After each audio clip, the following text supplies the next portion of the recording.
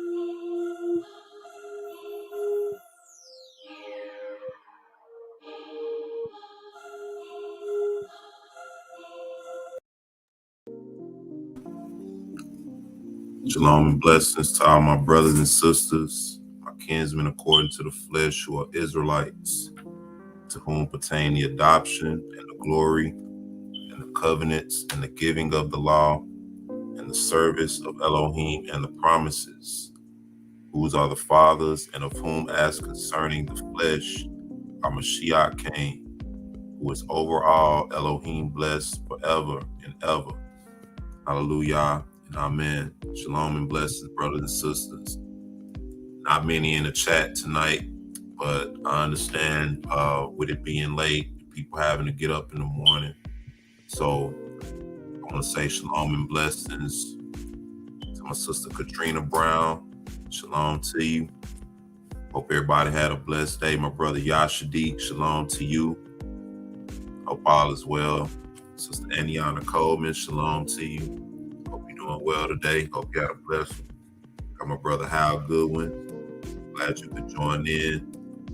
I know you probably had a busy day, but nonetheless, glad to have you, my bro. Sister Keisha, shalom and blessings to you. Hope everybody had a blessed day.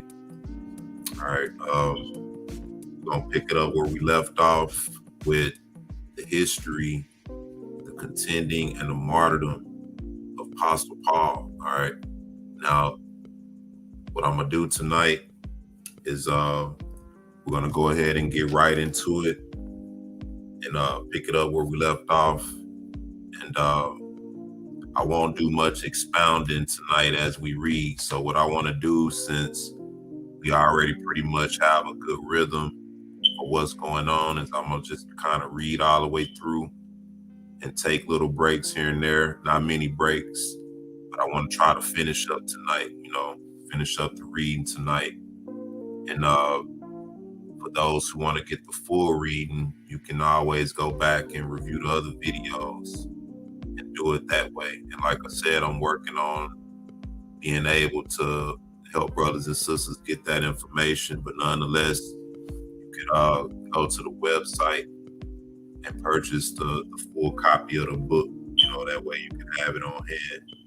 Good information, and I highly recommend it. All right, so with that being said, we're gonna get into it. We're gonna pick it up where we left off, but I want to read a passage first, and this is 1 Corinthians chapter 11. I want to start at verse 16 because we've been reading a lot of things dealing with the Apostle Paul and the afflictions and the sufferings that he went through. And what I want to do is confirm that with the Bible. 1 Corinthians, this is chapter 11 and verse 16. I'm going to just read. This is the Apostle Paul. He says, I say again, let no man think me a fool, if otherwise, yet as a fool receive me, that I may boast myself a little. That which I speak it not after Adoni, but as it were foolishly, in this confidence of boasting. So he's saying, I'm going to boast a little bit on the things that I endured and overcame for the sake of the gospel of Mashiach. 18, he said, seeing that many glory after the flesh, I will glory also. For ye suffer fools gladly, seeing ye yourselves are wise. For ye suffer, if a man bring you into bondage, if a man devour you, if a man take you, if a man exalt himself, if a man smite you on the face. So right here he's saying you suffer, meaning you allow these things, right? If a man bring you into bondage, if a man devour you, if a man take you and exalt himself over you and smite you on the face. But I speak as concerning reproach, as though we had been weak. Howbeit, whensoever any is bold, I speak foolishly. I am bold also. All right, so he's saying people who want to brag and boast and be bold, I'm bold also. He's going to show you his boldness. He says, are they Hebrews? So am I. Are they Israelites? So am I. Are they the seed of Abraham? So am I. Are they ministers of Mashiach? I speak as a fool. I more, and labors more abundant, and stripes above measure, and prisons more frequent, and debts often. So these are the things he went through: the stripes, the imprisonment, the labors, and even facing debt. And we read some of that. He said, of the Jews, 5 times received I 40 stripes, save one. Thrice was I beaten with rods. Once was I stoned. Thrice I suffered shipwreck. A night and a day I have been in the deep, in journeyings often, in perils of waters, in perils of robbers, in perils by my own countrymen, in perils by the heathen, in perils in the city, in perils in the wilderness, in perils in the sea, in perils among false brethren, in weariness and painfulness, in watchings often, in hunger and thirst, in fastings often, in cold and nakedness, beside those things that are without, that which cometh upon me daily, the care of all the assemblies. So aside from all that, this was his main mission, to care for all the assemblies that he established. All right. Who is weak? And I am not weak. Who is offended? And I burn not. So what you offended about? You know, we find offense at different things, but look at what he went through. You know, we read about some of what he experienced, and he breaking it down right here. So I just wanted to read that to sort of confirm what we've been reading concerning the Apostle Paul and what he went through with the sufferings and everything. All right, so let's get into it. Let's pick it up where we left off.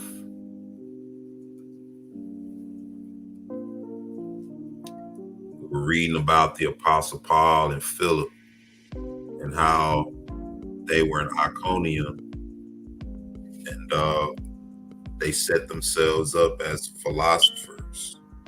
Excuse me. They posed as philosophers, and all the people of Iconium brought their children to them to be taught philosophy and ways of wisdom. And Satan got agitated and started to sow mischief among the people so that the Apostle Paul and Philip could be killed, basically. And so the captain of the city allowed his son to go and be taught by the Apostle Paul. But while he did that, Satan came to him and sowed mischief among him and made him think that the Apostle Paul and Philip were 2 prisoners from his kingdom that escaped. And so he put an edict on them. He said, if y'all go find them, if y'all don't find them, then we're going to kill you. So he put pressure on them to go and find Philip and Paul to bring them to him and to be killed. And so while all of that was happening, Satan appeared to the captain of the city as a woman and basically set up Paul and Philip to make it seem like they were at his house with his wife, fornicating along with another woman. All right. And so he got upset, and now he went to check on it. Once Satan deceives him into believing that, now he's upset, and now he's going to find Paul and Philip and his wife. And let's find out what happens. He says, now when Theudas came in, he found St. Paulos and Philippos lying down asleep in the innermost part of the house, and his wife Euphemia was sitting at the feet of the apostles with a bowl of water placed before her. And she was pouring water over their feet and washing them. And she was reading the words of good tidings, that is to say, the gospel of our Adoni Yahoshua Ha Mashiach. She was perfect and instructed in the words of the knowledge of the wise men Apollos and Philippos, and in their doctrine. And Thoas answered and said unto her in anger, O thou wicked woman, in whom there is no fair thing, and who art no good? And he said also unto his son Theodore, Thou also shalt die before these two sorcerers, for thou didst bring them into my house, which thou didst make a house of pollution and fornication. I swear by the greatness of the might of Elohim of this city, and by the dominion of kings, that I will make thee to die with them. Then Euphemia answered and said unto her husband, Art thou mad, or art thou possessed with a devil? What is this word which thou speakest concerning the servants of the living and most high Elohim?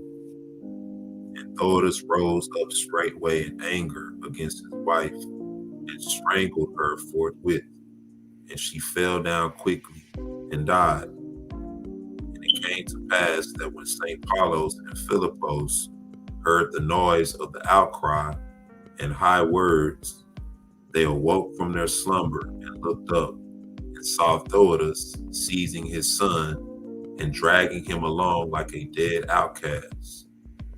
And seeing him dragging him along, they looked again and saw Euphemia stretched out dead, and they marveled greatly, and they knew not the reason of the matter. Then St. Paulos and Philippos rose up and laid hold upon Thoas, that they might ask him the reason of his words, and why he was behaving thus. But he stretched out his hands and smote St. Paulos in the face. And when he went and took a sword which was hanging up in the house, and having drawn it out from its sheath, he plunged it into the side of his son, and his bowels came out, and he yielded up his soul straightway. After this, Thoas turned to the apostles, that is to say, to Saints Paulos and Philippos, and said unto them, O sorcerers and deceivers, ye have made desolate my house, and according to what ye did unto the king of Medan, even so have ye done unto me. Ye have made me childless, and you have slain my wife, and ye have plundered my goods. I will not kill you at this moment, but I will go and bring hither your master and all the men of the city, so that they may see what hath befallen me, and may become witness against you. And then I will do unto you according to what my heart desired. Then Thoas shut the doors of the house, and shot the bolts, and taking the keys with him, departed. And he threw dust on his head, and cried out with a loud voice, that his words could be heard in all the city. And he came to the place where the governors were gathered together, with Satan in their midst. And all the men of the city were following him and looking after him. The grief of Thoas. And it came to pass that when the nobles and governors saw him afar off, they rose up to meet him with great trepidation and fear. And they said unto him, What hath befallen thee, that thou criest out and weepest in this wise? And Thoas said unto them, O my brethren, what trial is greater, and what weeping is more bitter than that which cometh upon my house this day? Ask not what hath befallen me, for it is not seemly that I should declare unto you the cause of my weeping, and the greatness of my sorrow, and the bitterness of the tears which flow from my eyes. But rise up, O brethren, and see what hath befallen me, and let the son of the king and the chief counselor come with you into my house, that I might show you what these sorcerers have done unto me. And because of them, I have slain my wife and son. Woe is me, for my injury is mighty, and the tumult in my mind is great, and I know not what to do. For my only plan is this: I will shave off the hair of my head, and I will live henceforth as a wanderer in the desert. I will not enter into a house, and I will forsake the city. Behold, the lion shall find me and shall devour my flesh. For death is better in my sight than life, which bears such deep sorrow and such terrible disgrace. 148 is where we are. Let me get it adjusted. Okay. 148. And when the counselors of the city heard his words, they marveled and were silent, and they said, True then are the words of the king of Medan, who sent unto us an epistle by the hand of his son. And yet we have allowed these men to act thus evilly against us, and to destroy our city by their sorceries. Satan seduces the counselors. And straightway Satan entered in among the governors of the city and led astray their minds. And he filled them with the wickedness of anger against St. Paulos and Philippos. And they knew not what would arise from this matter. Now while Thoadus was with the governors, St. Paulos and Philippos rose up, and they stretched out their hands and cried unto Elohim with abundant supplications for the salvation of the men of this city and for the remission of their sins. And they also made supplication and prayer in the Hebrew tongue, saying, O Elohim, the sustainer of all things, the Father of our Adonai, and Elohim and Redeemer, Yahoshua Ha Mashiach, reject not those who put their confidence in thee, but put to shame him that putteth himself in opposition to you, and bring into disgrace the enemy who fighteth against us. Look upon us, O Elohim, for thou art our Redeemer, and our strength, and our refuge, and our helper. And give us strength, O Elohim, that we may gather thy lost sheep into thy pasture. The lost sheep, once again. 153. And Elohim put to shame Satan and all his hosts, and break utterly all his might, that thy holy name, which is more exalted than any other name, may be praised, O Father, and Son, and Ruach HaKodesh, Holy Godhead, and to thee be praised forever and ever. Amen.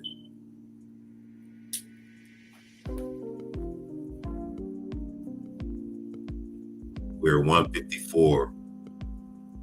Yahoshua addresses Paul and Philip. And while Paulos and Philip were praying, behold, our Adonai, Yahoshua Mashiach, stood among them in the form of a young man of beautiful appearance. He said unto them, Shalom be unto you, O pure and blessed and glorious sheep. And straightway the apostles bowed down with their faces to the ground, and they embraced the feet of our Redeemer. Then Yahuwah raised them up and kissed their faces and said unto them, O my brethren, fear not, for many tribulations shall come upon you in this city. But when the people thereof put you to trial, I will make many miracles to appear from you, and many of the Gentiles shall believe in me through you. Many of the Gentiles shall believe in me through you. They shall deliver you over to death, and they shall crucify you, and they shall kindle fire upon your bodies several times. But fear not, for I will be with you, and I will strengthen you. And by your hands I will work many great signs and wonders. And at length all the men of this city shall believe in me through you. Satan shall stand up before you and shall oppose you face to face, that he may cause you anguish. But I will put him to shame. And I will do away his strength, and I will disgrace him and cast him beneath your feet. And I will make manifest unto everyone his shame and disgrace and infirmity and abasement. Be strong, O my beloved ones, for I will bring all his plots against you to naught, and I will stand by you until your last breath. Behold, I have already declared unto you everything which shall befall you. I will stretch out my hand and will heal your bodies, so that the punishments may not cause you pain. And I will slay your enemies and destroy those who are hostile unto you. And I will send the help of your angels.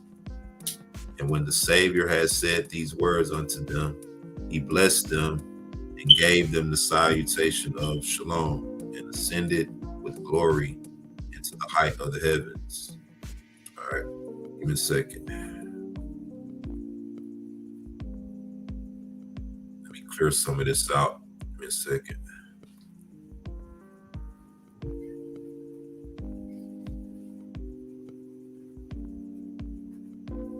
Okay, that look like that's good. While I'm at that, let me say shalom to Apostle Curtis Lewis,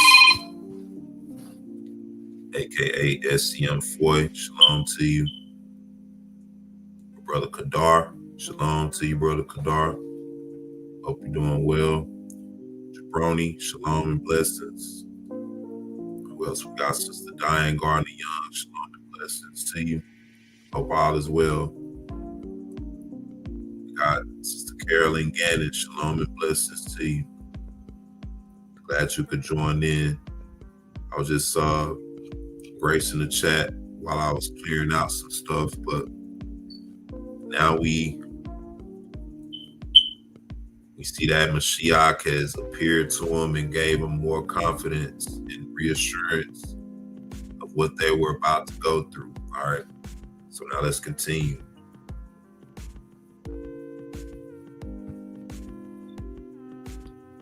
We're at 164. Satan seduces the counselors. And after this, Thoidas and all the counselors of the city rose up. And also Satan, who had taken upon himself the form of the son of the king of Medan, the messenger of all sin, and all his hosts which he had collected, and went into the lower part of the city. And with them were many soldiers and guards and all the men of the city. Now Satan tarried and kept behind them, and he did not go with them. Why? Because he was afraid of the word or voice of the apostles. So everything Satan is doing is behind the scenes because he was afraid to face them. 166. But Thoidas went before the counselors and the magistrates and judges, and there followed him the captain of 1,000 and the captain of 100, and all the men of the city who had assembled in the crowd went with him. And Thoidas was weeping and crying out and scattering dust upon his head. Then when they came to his house, he commanded the soldiers to kindle a fire and to burn down the room wherein were the apostles. 168. And the governors and the magistrates and the captain of 1,000 and the captain of 100 tried to restrain him, saying, Be patient and keep thyself quiet for a little. We will do unto them what is meet. Restrain thy tears a little, that we may find a way to escape from all these men who are following us. And we shall see what hath become of these two men, for behold, their Elohim was with them. And we know that with him they will perform many evils, which shall be exceedingly greater than this. And And straightway he ceased to cry and quieted himself a little. And he took a key and opened the doors. Excuse me. So this is ready to do them right now. They saying just relax for a little bit. Paul and Philip in the judgment hall, 171. Then immediately the Ruach of Elohim seized Saints Paulos and Philippos and brought them into the hall of judgment. And they found the devil and Satan seated there in the form of two governors. And the nobles of the people were gathered together, and they stood before him, and they knew immediately that he was Satan. And Satan was afraid and exceedingly terrified when he saw them. When they had opened the gates and had come through the first door into the palace, now they did not allow anyone to enter in with them except the governors of the city and their head men who had come with them. And when the devil, who had taken upon himself the form of the son of the king of Medan, who was behind the people, saw the apostles, he went quickly into the house of Theudas and entered with the governors into the palace. And when they had come in, they found the wife of Theudas stretched out dead, and her son Theodore likewise. So Satan, like I said, is doing everything from afar off. All right, so he was in the judgment hall posing as a governor. And that's when the Ruach moved them into the judgment hall. And when he saw them, he got terrified. He got shook. Hold on. This thing is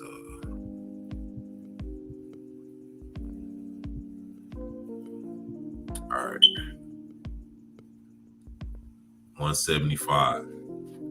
It says, and it came to pass that when the governors saw what had happened, they all cried out and wept and rent their garments and scattered dust on their heads, because they saw Theudas' wife and son dead. Then, when they had come in, they could not find the apostles in the house wherein they were wont to dwell. And they lit lamps and went round about all the inner parts of the palace, but they could not find them.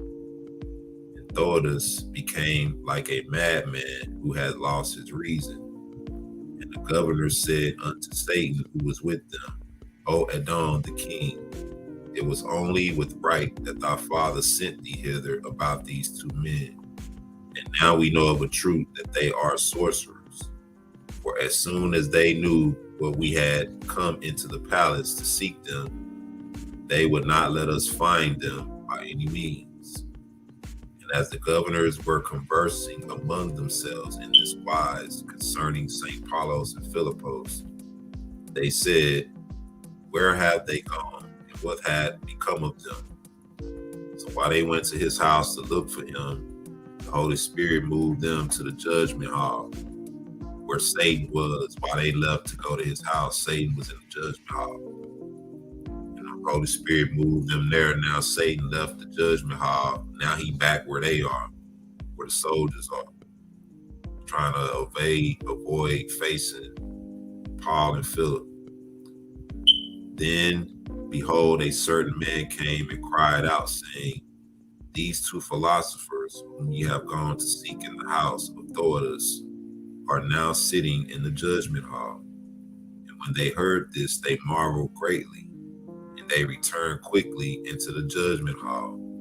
And Theudas was going before them and crying out and weeping. And the people scattered dust upon his head, and they also scattered it up in the air. And there was a great tumult in the city.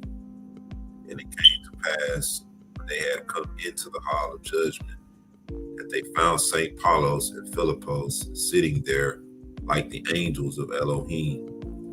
When Theudas saw them, he became like a madman who had lost his reason through unclean spirit. And he wanted to pierce his belly with his hand and pour out what was therein on account of the exceedingly great sorrow which had come upon him. So this man killed his own wife and son, and now he want to take it out on them because of the mischief or Satan lying to him. He said he want to take his hand and pierce it in his stomach. That's how mad he was. 183. Then the governors answered and said unto him, sit down in thy place and put away this weeping, and restrain thyself a little, and quiet thyself, and we will do unto the apostles according to that which thy heart desired. Paul and Philip are tortured. 184. And the elders of the city commanded that they should put the apostles in fetters and bind their hands and feet, and put chains around their necks, and make iron helmets which should cover their heads and reach down upon their necks. Then they made implements which were like unto hands, having palms and fingers of iron, and they put them on the hands of Apollos and Philippos, and they reached to the upper parts of their arms, and each of their hands had upon it a hand of iron, and they drove pegs or nails through them into their hands. And they also made images of shoulders of iron, into which reached as far their necks, into which reached as far their necks. And they drove pegs or nails through them from before and from behind. And they also made plates of iron, which went round all their members and covered over their bodies, so that nothing whatsoever of them could be seen. And they nailed the sides of them together with nails which resembled spikes of iron. And they also made iron shoes, and they drove spikes of iron through their feet until they penetrated them, and reached from their soles to their thighs. And they also made plates of iron which were like unto masks, and they covered over their faces with them. And the elders took exceedingly great pains not to leave any one of their members not covered over with iron.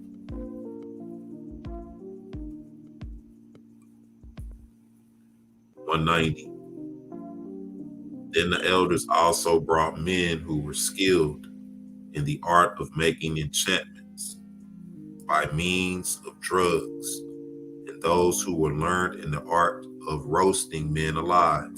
And they said unto them, see that ye do by means of your knowledge that which we set you to do concerning these two sorcerers, who have wrought this great evil against the men of this city, because we wish to kill them by some evil death.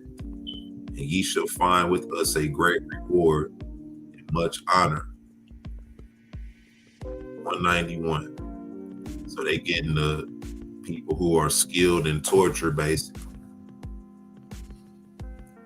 191. Then the men who were skilled in the art of making enchantments by means of drugs answered and said unto the governors, command ye that they bring here to us a talent weight of lead, and a great cauldron of brass, and 7 pounds of clear oil, and let them mix these with grease and wax and ox fat and large quantities of materials which will aid the fire in burning, such as bitumen and pitch and tar and sulfur, and 7 pounds of resin, and pieces of wood from the cedar and fir and pine tree and brushwood in very large quantities. So all this was for making a fire, to burn them in and to boil them in. It says, and the governors commanded that everything for which they asked should be brought unto them. Then they brought the materials and melted them together in the great cauldron, and poured them inside the iron plates, which were over the bodies of St. Paulos and Philippos, until the plates of iron were made to stick to their bodies. And they also poured over the outside of the plates within, which were the bodies of the apostles, the lead which they had melted, and it rose upwards from their feet even to their heads. So they got them trapped in these metal entrapments, and they pouring this oil inside of it. While they inside of it, it says, now in order that the lead might flow freely both on one side and the other side, they dug a pit, and having made the apostles to stand in it, they poured it over them.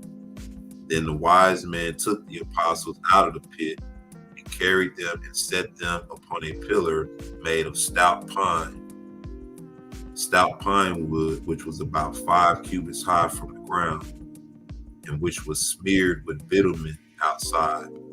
And they nailed their feet to this wood with long spikes, and they set them in the gate of the garden, which was entered by the 4 rows of the city. And they piled up wood round about the apostles, that is to say, Paulos and Philippos. And on the outer face of the pile of wood, which was heaped up round St. Paulos and Philippos, were vine branches and plants of flax, wherein the flowers still remained. 197. Then Demetrius said unto the governors, send a herald round about all the city, so that all the people may see the apostles before we burn them with fire. And straightway the governors commanded them to appoint a herald, and to let them go round about in a great gate of the city, and cry out, saying unto thee, we speak, O people of this city, men and women, great and small. Come ye all to the garden which is entered by the 4 rows of the city, that ye may see suspended the 2 philosophers who came into this city. For we have found that they were sorcerers, and murder took place in this city because of them. Now when the people heard the words of the heralds, they cried out in the city, saying, gather yourselves together, O all of you, and come ye to the place where the apostles are. And the children who were being instructed in wisdom by the apostles came and gathered round the apostles Paulos and Philippos. Now they were 12 in number, and they wept and beat their cheeks, and said, woe be unto us, O our masters, by reason of this punishment which hath come upon you. Whence have ye found this punishment, or whence have ye found this punishment of a cruel and evil death, the like of which no man hath at any time seen? For such a penalty as this hath never befallen upon any man. So what they're going through, like he said, they're going to suffer many afflictions. Mashiach told Paul he was going to suffer more afflictions than any of the other apostles. All right. We at 201. It says, then when the people of the city were gathered together, the governors of the city commanded them to kindle the fire about the apostles. And when they had set fire to the vine branches and to the plants of flax, wherefrom the flowers had not been removed, first burnt fiercely in the heap of wood inside, which were Paulos and Philippos. And the flames of fire mounted up above their bodies by reason of the abundance of the pitch and sulfur and bitumen and tar and resin and wax. And some of the oil and other materials burst into mighty flames and blazed up until the whole pile was one great mass of flame. And the men of the city cried out, saying, woe be unto these miserable men. Paul and Philip prayed to Yahoshua. Then the apostles made supplication unto Elohim, saying, O our Adoni Yahoshua Ha Mashiach, cast us not away from thee, and reject not thy servants, Who shall have compassion upon the sons except their father?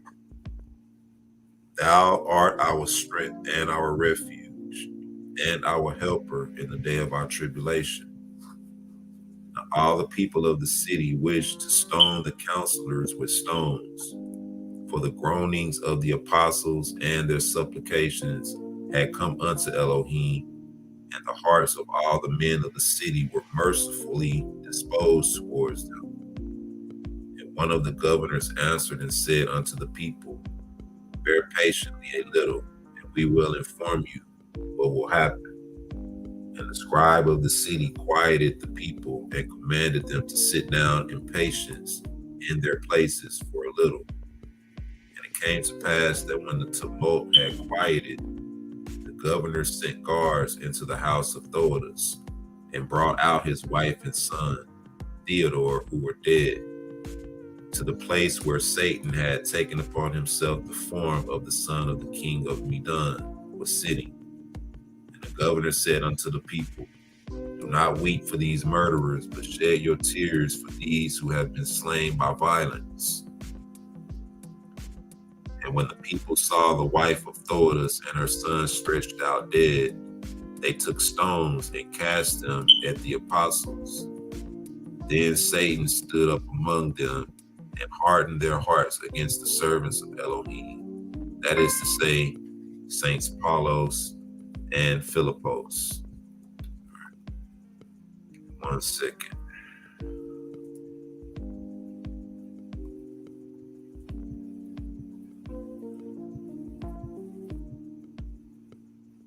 All right, I think that's it. Give me 1 second, y'all.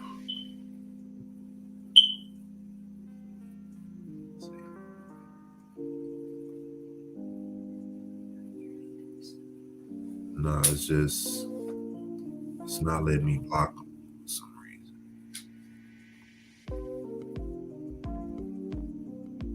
Okay, that look like that's about it for now.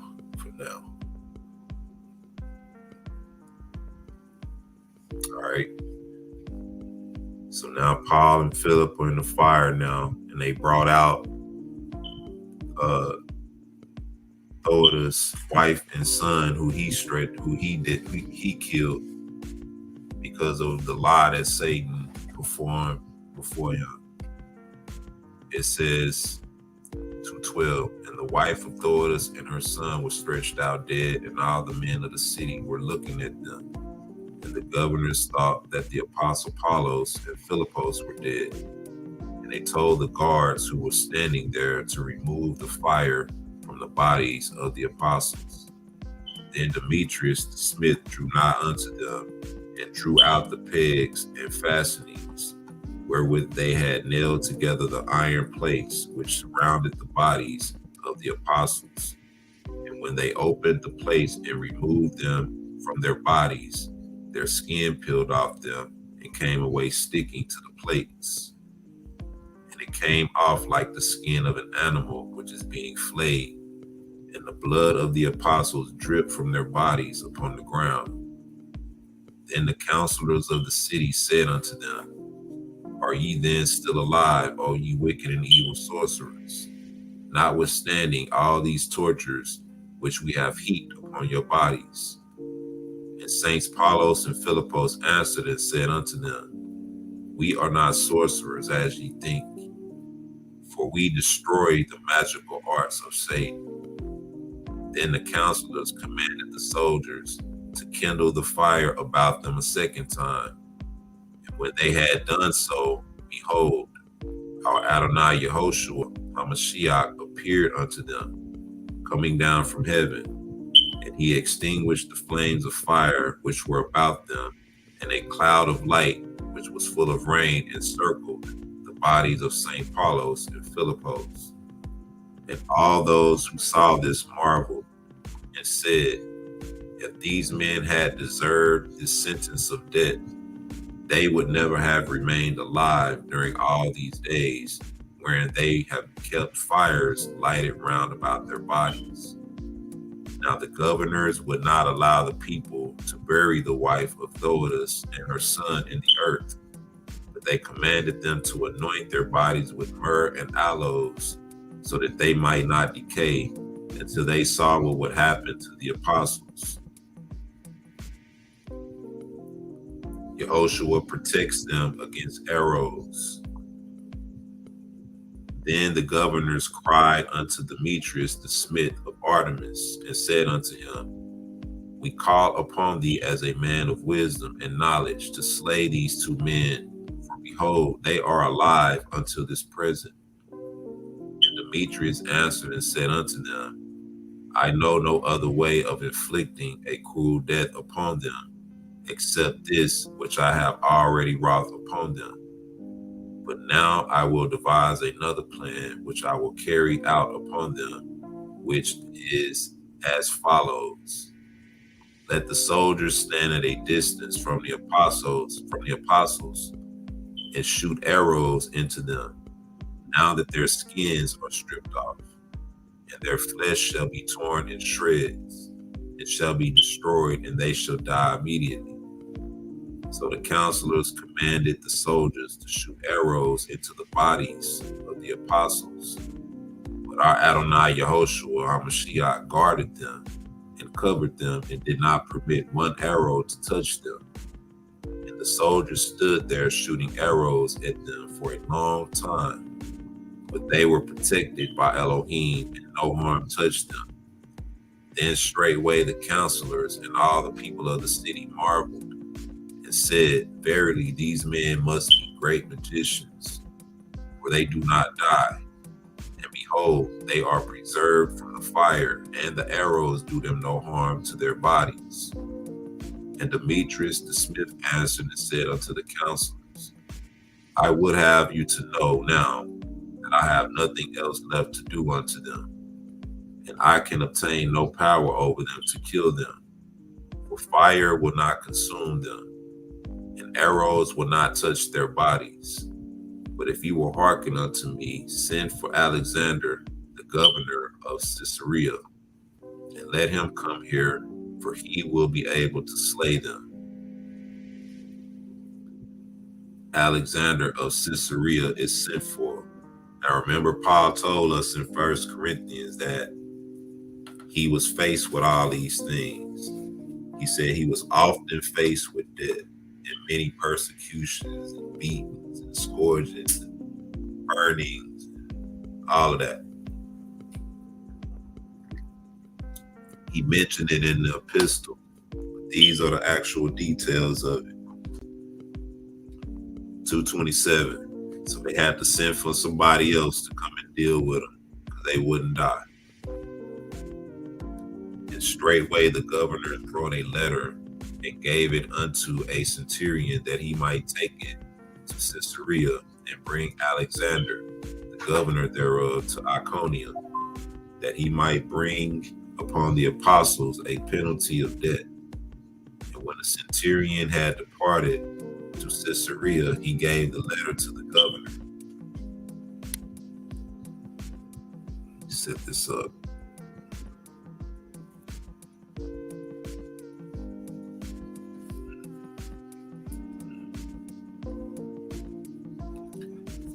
All right, we're at 228. Now, when Alexander the governor had read it, he commanded them to make ready for him a ship, wherein he might embark and depart to the city of Iconium. And he set out in the ship, in a few days arrived at the city of Iconium. And when he met the counselors, they told him everything which had happened unto the apostles.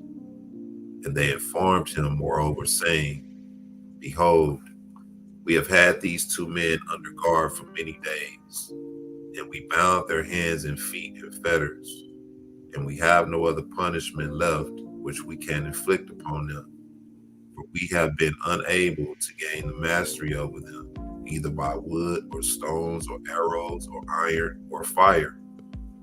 Behold, it is now many days since they have been bound, and they have neither eaten food nor drunk water, and their bodies have been exposed to the heat of the sun by day and the frost by night.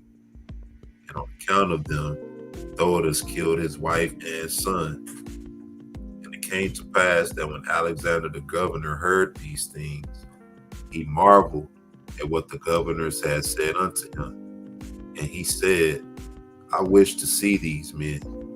And they said unto him, Thou shalt see them in the morning.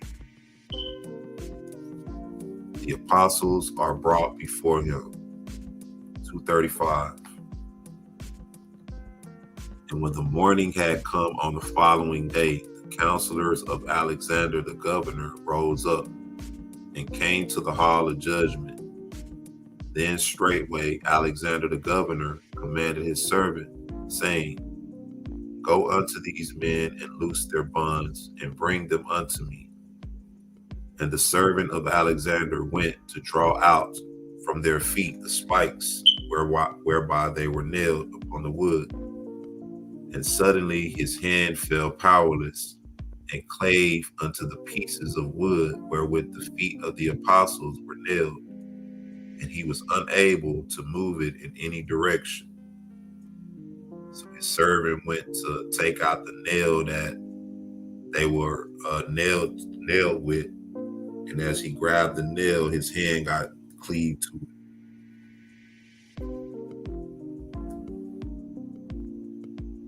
238.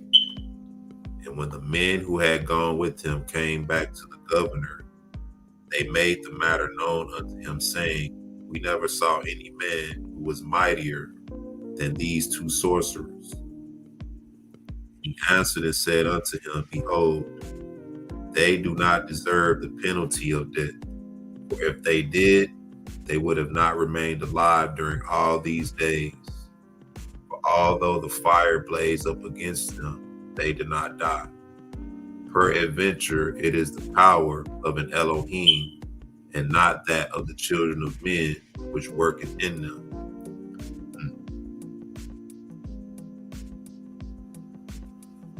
So the man they sent for is telling them, hey man, maybe this is something greater. You know, maybe he don't deserve that. Because if you're telling me y'all did all this and he didn't die, I want to see these dudes. So he took his servant up there. His servant went to take the nail out. His hand got cleaved. And that's when he really got convinced. He says, Rise up and let us go unto them, so that we may see their works thoroughly and may know how to pass sentence upon them. Thereupon the counselors rose up with Alexander the governor and all the men of the city who had come unto him, and took their seats in the hall of judgment. And they came unto the apostles. And Alexander the governor commanded the governors and all the men of the city who had come to sit down, that he might be able to see the apostles. 243. Now Satan, who had taken upon himself the form of the son of the king of Medan, had gone away to a distance from their place, for he was afraid of the voice of the apostles Paulos and Philip. And he went outside the city under the form of their chief counselor of the king of Medan. Alexander questions the apostles. 244. Then Alexander the governor rose up and stood afar off and looked at the apostles. And he said unto them, O ye men, tell me truly, who are ye? Whence come ye? And what is this report which I hear concerning you? Behold, the governors of this city say that a murder took place in this city because of you.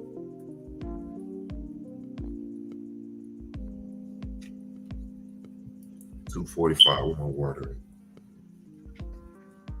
1 second.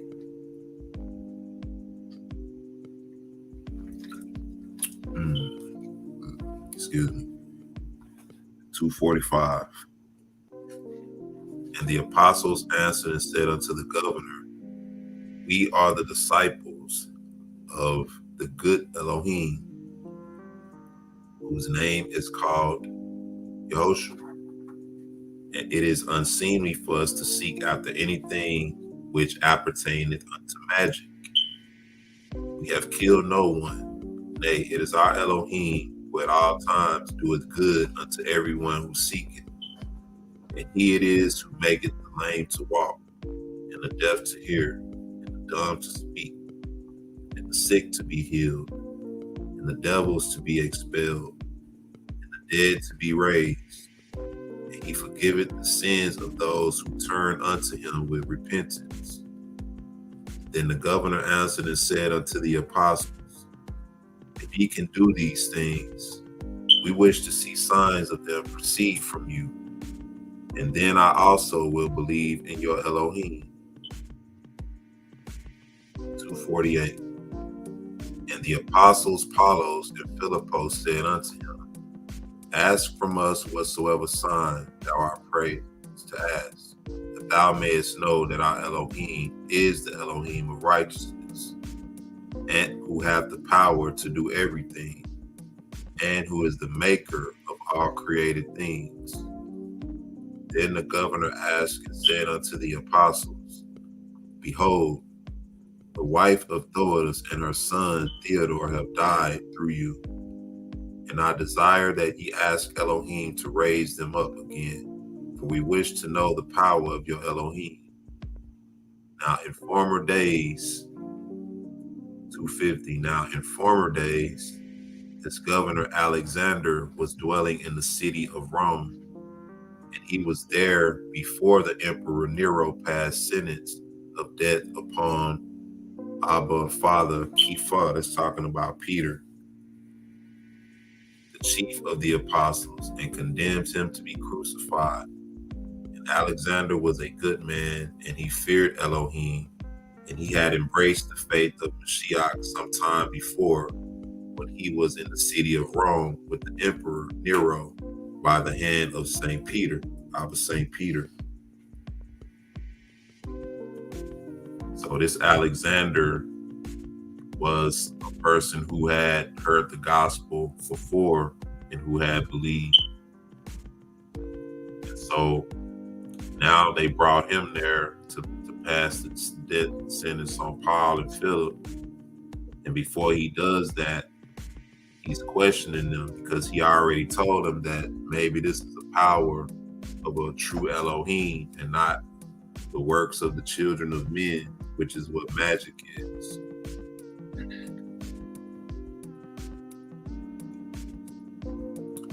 We read that already. Who offered to raise the dead. I think that may be a fragment. It says, because he asked them to raise his wife and son from the dead. So let's see what happens. It says, then Philippos and Apollos answered and said unto Alexander the governor, we see that thou art filled with grace of our Adoni Yahoshua Ha Mashiach, and behold, his gift resteth in all thy heart. If thy heart desireth this thing, let them bring them, the dead bodies, unto us, that thou mayest see the might of our Adoni Yahoshua Ha Mashiach, and that he may make his words to appear in his wonders, to appear in the city. And straightway they sent the guards, and they brought the dead body of Euphemia, the wife of Thoas, and the dead body of his son Theodore. And they were carrying them on a bed, and their kinsfolk were following after them weeping, for they did not know that the apostles wished to raise them up from the dead. But they thought that the governor wished to see them, and to pass the sentence of death and destruction upon Apollos and Philippos because of them. 256.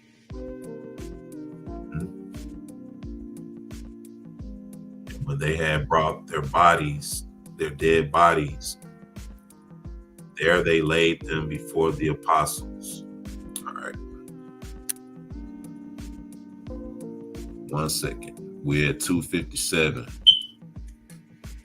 All right, give me a second. Let me do a little cleanup here.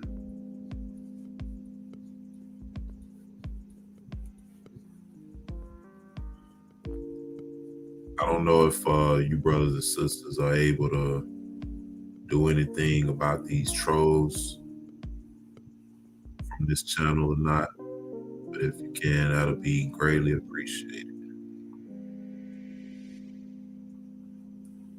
All right, let's continue. I'm at 257. It says, and it came to pass at that time that the hand of the servant of Alexander, which had cleaved to the wood under the feet of the apostles, was healed and was open.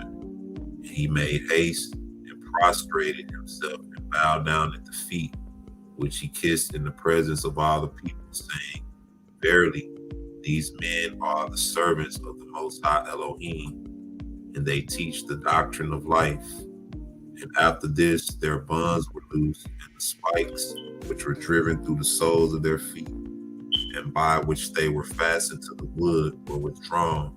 And immediately they walked on their feet to the place where the bodies lay. So they came right down and got right to the work, like they wasn't even harmed. It says, Euphemia and her son are raised by the apostles from the dead. Okay. At 259. Then Apollos and Philippos stood up and stretched out their hands and prayed, saying, O our Adoni Yahoshua Ha Mashiach, who didst raise up the daughter of Jairus after she was dead, who didst raise up the son of the widow, and didst lay hold upon his coffin, and say unto him, Young man, I say unto thee, arise. And straightway he rose up, and thou didst give him to his mother. O thou who didst raise up Lazarus by the call of thy voice, saying, Lazarus, come forth. Whereupon straightway he came forth from the grave after he had been there 4 days. Even so do thou raise up these dead bodies, that all the men of this city may believe in thy name. For unto thee and thy good Father and the Ruach HaKodesh belong the glory forever and ever. Amen. And when they had finished their prayer, Apollos took hold of the hand of Euphemia, and Philippos of the hand of her son, and they said with one voice, in the name of our Adoni Yahoshua Ha Mashiach, the Nazarene, rise up, sound and whole. Then straightway they opened their eyes, and the breath returned unto them. And when they had risen up, they sat holding the hands of the apostles, who made them stand up before all the people. And when the governor and all the men of the city saw this, they fell down and worshiped at the feet of the apostles. And they made entreaty unto them, saying, O servants of the Most High Elohim, remember not everything which we have done against you, but have mercy upon us. What should we do to be saved from our sins? And how can we become worthy of the gift of the grace of Mashiach? Now Euphemia, the wife of Thoadus, and her son Theodore were sitting at the feet of the apostles.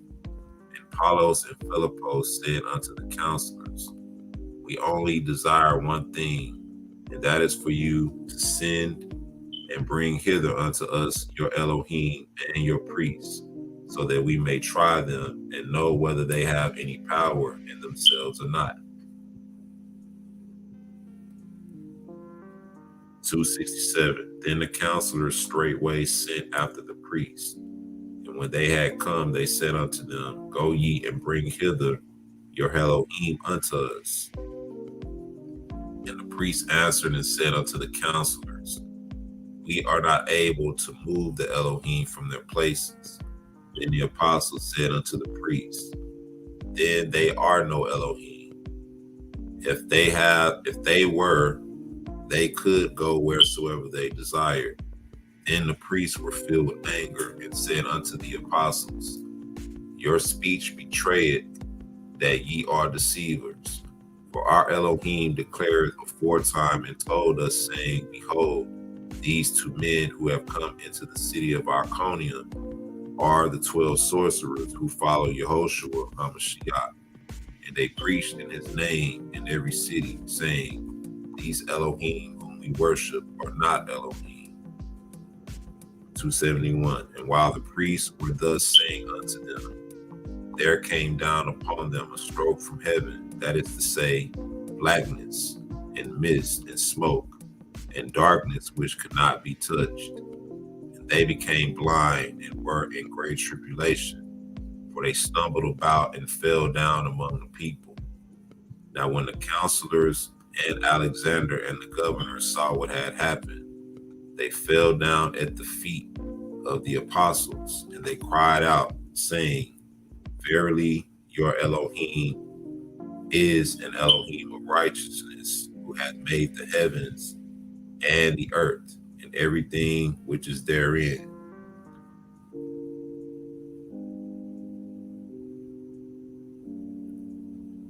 The son of Thoadus and the idols. 273. Then the apostles answered and said unto Theodore, the son of Thoadus, whom he had raised from the dead, unto thee we speak, and unto thee we give command, O young man, through whom and through whose mother salvation shall come unto the men of the city. Rise up and enter into the city and cry out, raising high thy voice toward the temple, and say unto Elohim, O ye Elohim of the city, unto you I speak. Thus say the apostles of Elohim in righteousness, that is to say, Yahoshua Ha Mashiach. Rise up quickly and come unto the place wherein we are. And straightway the young man rose up and went to the temple, where the idols were seated, and he spake unto them, according as the apostles had told him. And when the idols heard, they came down from their thrones, and went after the young man, and came to the place wherein were the apostles. And when the counselors and Alexander the governor and all the men of the city saw the silver bull and the golden images going after the young man, they cried out, saying, there is no Elohim except Yahoshua Ha Mashiach, the son of the living Elohim, the Elohim of Apollos and Philip. Then straightway Satan the devil, who had taken upon himself the form of the son of the king of Madon, came and stood in the midst of the counselors. And the second Satan, who also was disguised as his chief counselor, and said, be ye not astonished at this poor deed which the two men have wrought, for indeed it is nothing but the work of sorcery. The devil and the counselors. 278.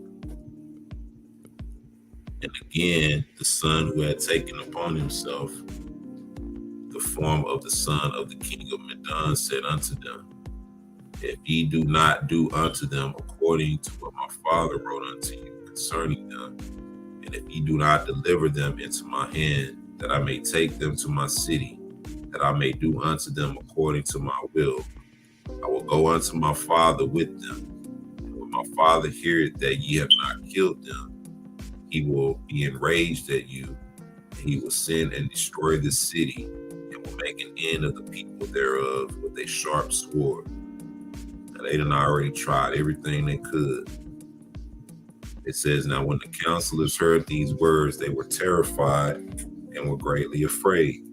And they withdrew until they were alone, and said, let us consider what we shall do unto these two men. For we do not wish to deliver them over to the hand of the king, because we have seen mighty deeds come from them.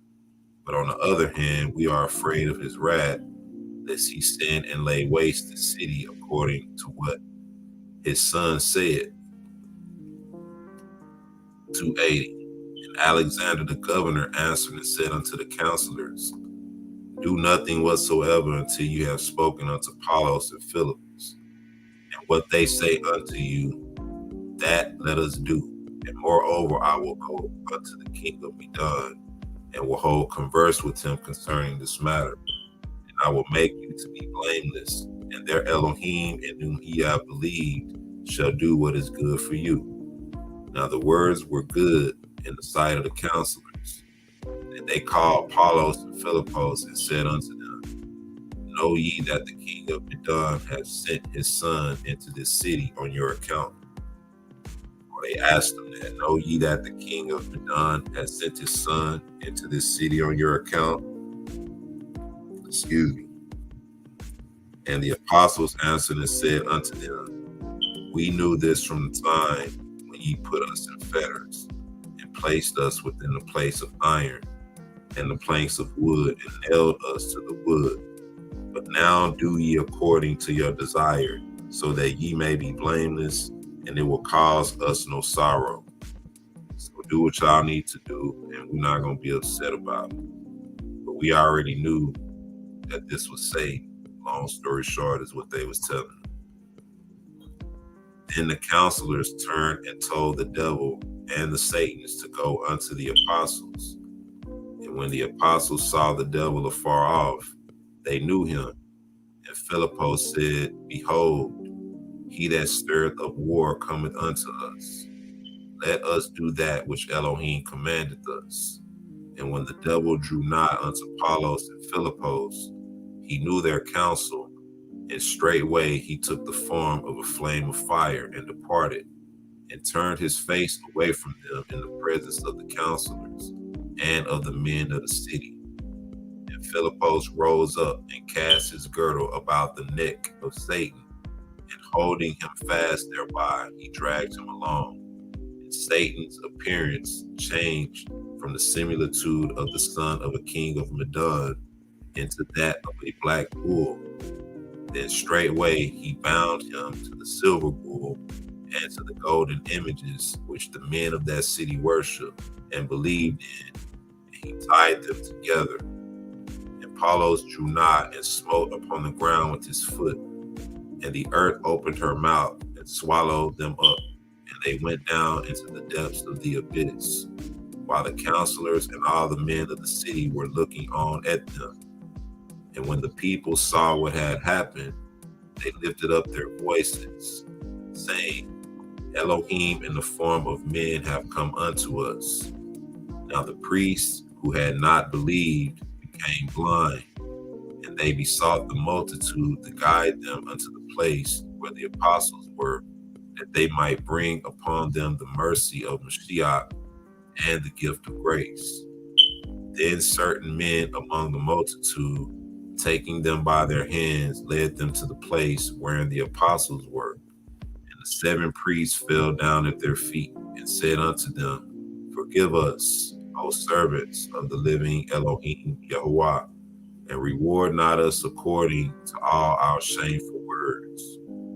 And when Apollos and Philippus saw their fate, they laid their hands upon their eyes, and straightway they could see. And they followed the apostles and ceased not to minister unto them. Now when Theudas, the prince of the governors of the city, saw the mighty acts of Elohim and his wonders, and Apollos and Philippus were doing in the city, and when he saw his wife Euphemia and his son Theodore, whom the apostles had raised from the dead, he went into his house with his soldiers, and brought forth all his possessions, and laid them at the feet of the apostles. And he bowed down before them and wept, saying, Forgive your servants, and remember not all the evil which I have done against you, but let your mercy come unto me. And the apostles took hold of the hands and said unto him, Rise up and fear not, for these things have come from Elohim, so that all men of the city may be saved. The apostles baptized the people. And straightway Apollos and Philippus smote the earth with their feet, and it opened, and a great spring of water welled up. And the apostles immersed all the men of that city, and the counselors, and Alexander the governor. And they built an assembly for them, and taught them the ordinances thereof, and how to offer up offerings, and taught them the divinity of Elohim. And they appointed Theodore, the son of Theudas, to be their bishop. And they made the 7 priests to be priests and deacons in the assembly. Now, after the apostles had lived in that city for 3 months, all the people who dwelt therein believed.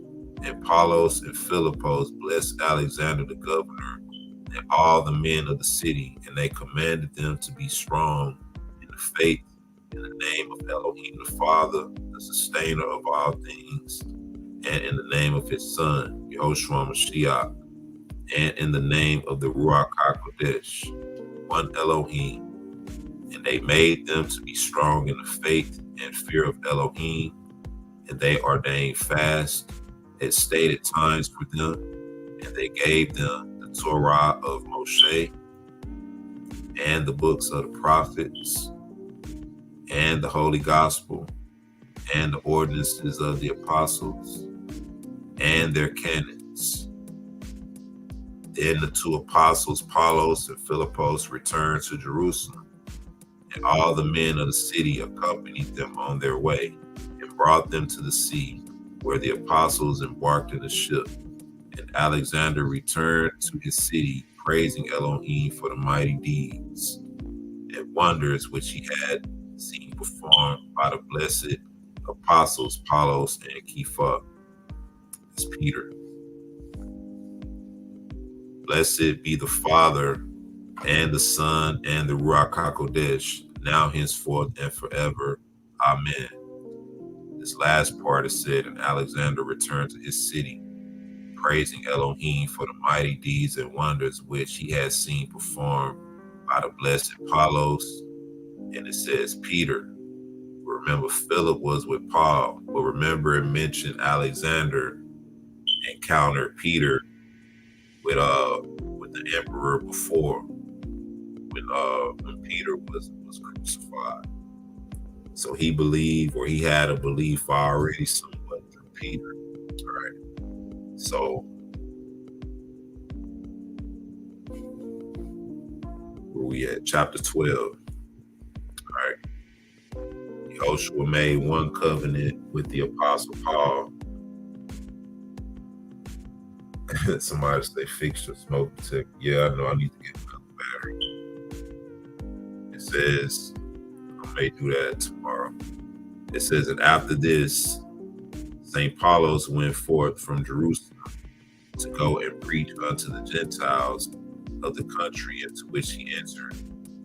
And as he was on his way, behold, our Adoni Yahoshua Ha Mashiach appeared unto him and said, O Paulos, my chosen one, behold, I have filled thee with the Ruach HaKodesh and the Comforter, and thou shalt receive much suffering for my name's sake. O my beloved Paulos, yea, more than that of all the other my beloved Apollos, yea, more than that of all the other apostles. I will not send thee unto any one stated portion of the world, nor unto any one defined place, but I will send thee everywhere that thou mayest preach therein. Thy life shall be long in the world, and thou shalt find much labor among all people.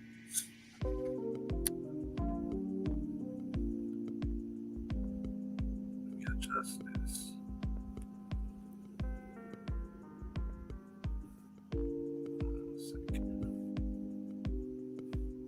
All right, we're at verse 5.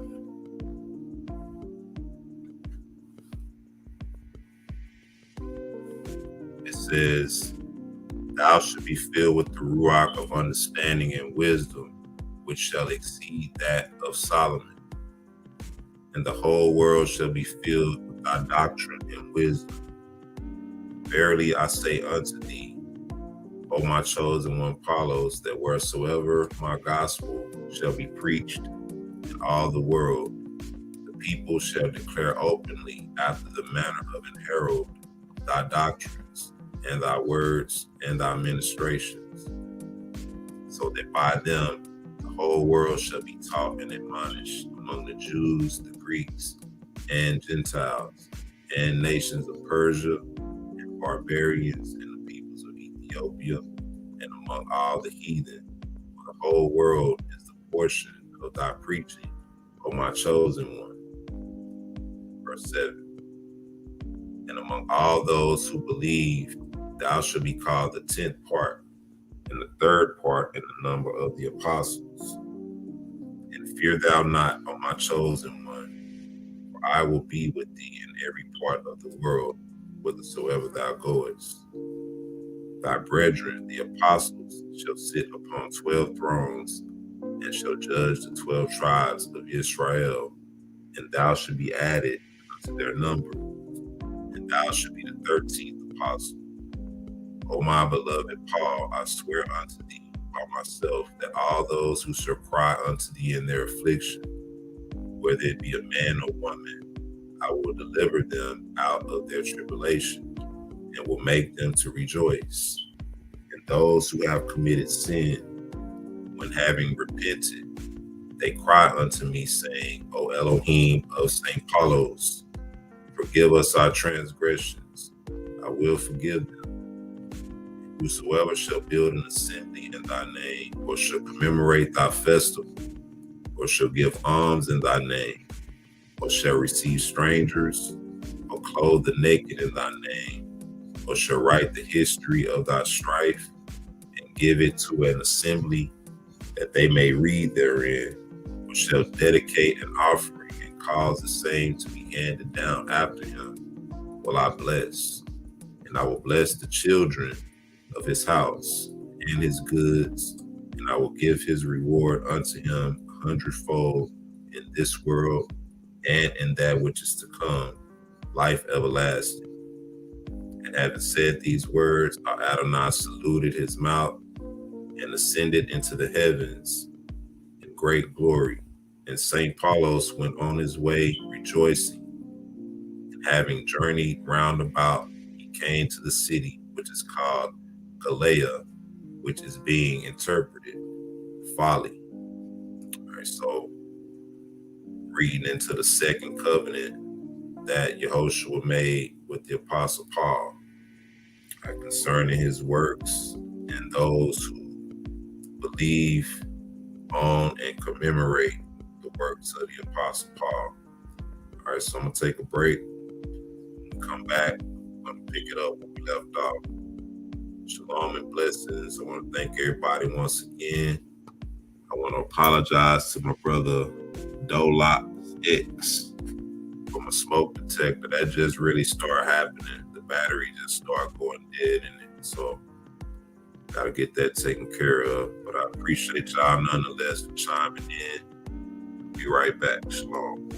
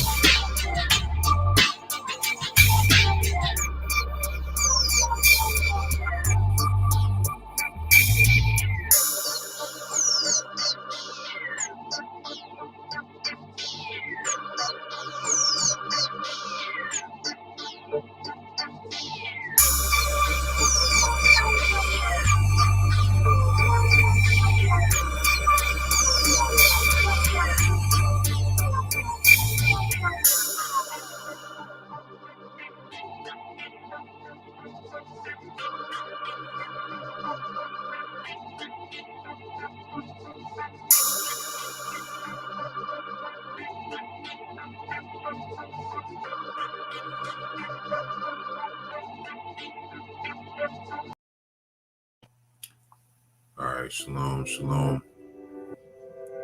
Let's get into it. Got a little bit more working out to do, but this will be up on the channel nonetheless.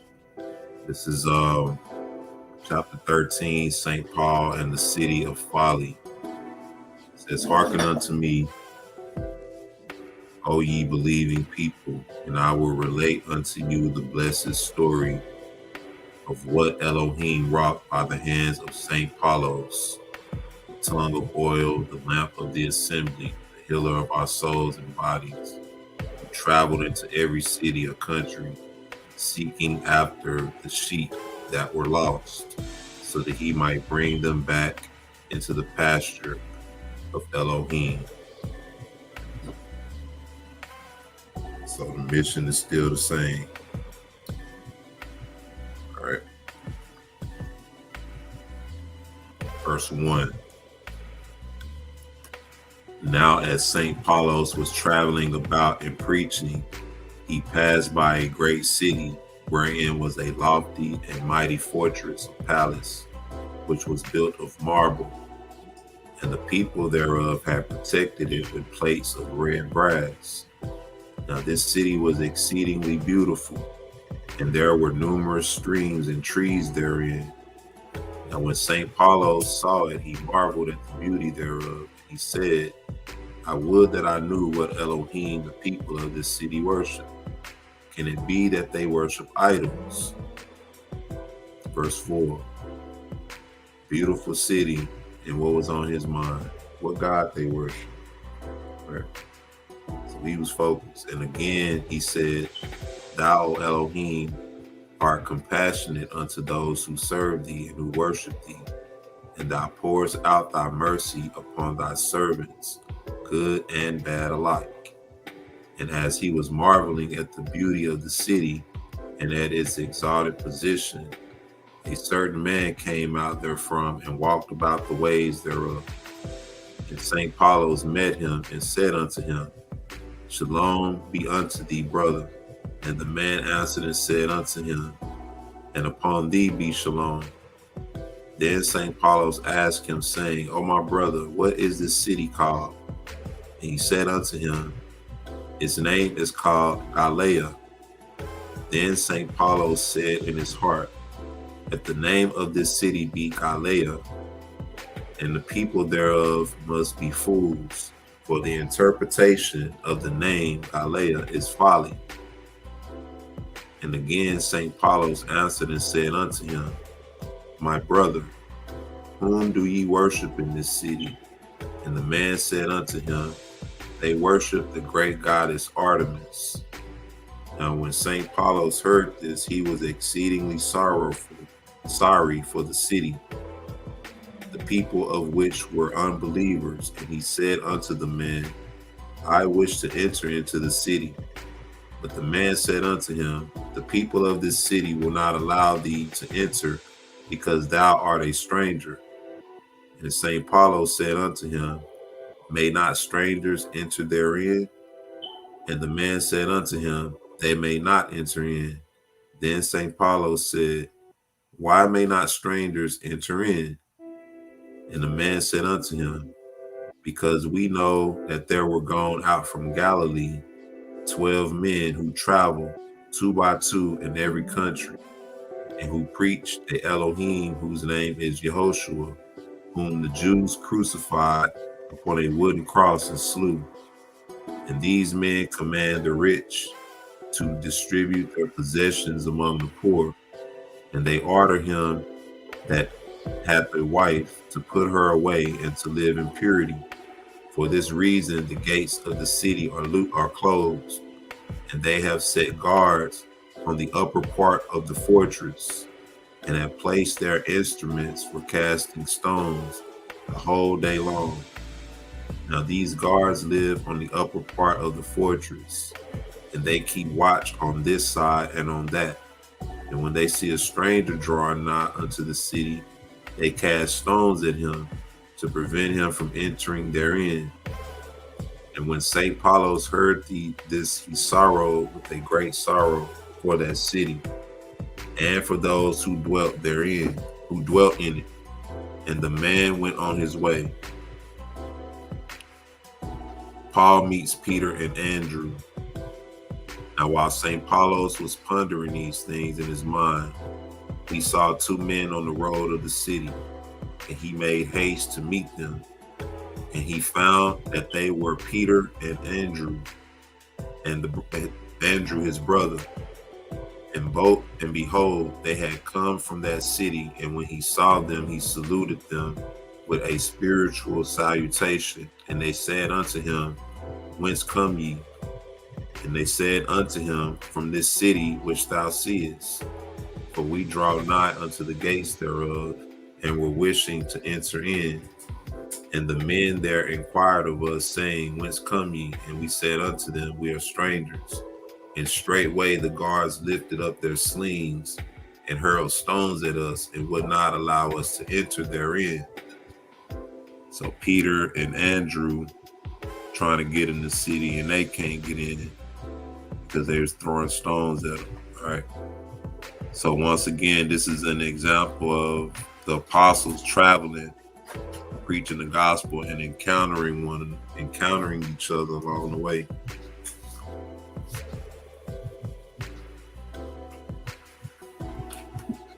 (16) And it came to pass that when St. Paulos heard these words from them, his mind woke up like a lion that roared to rend prey.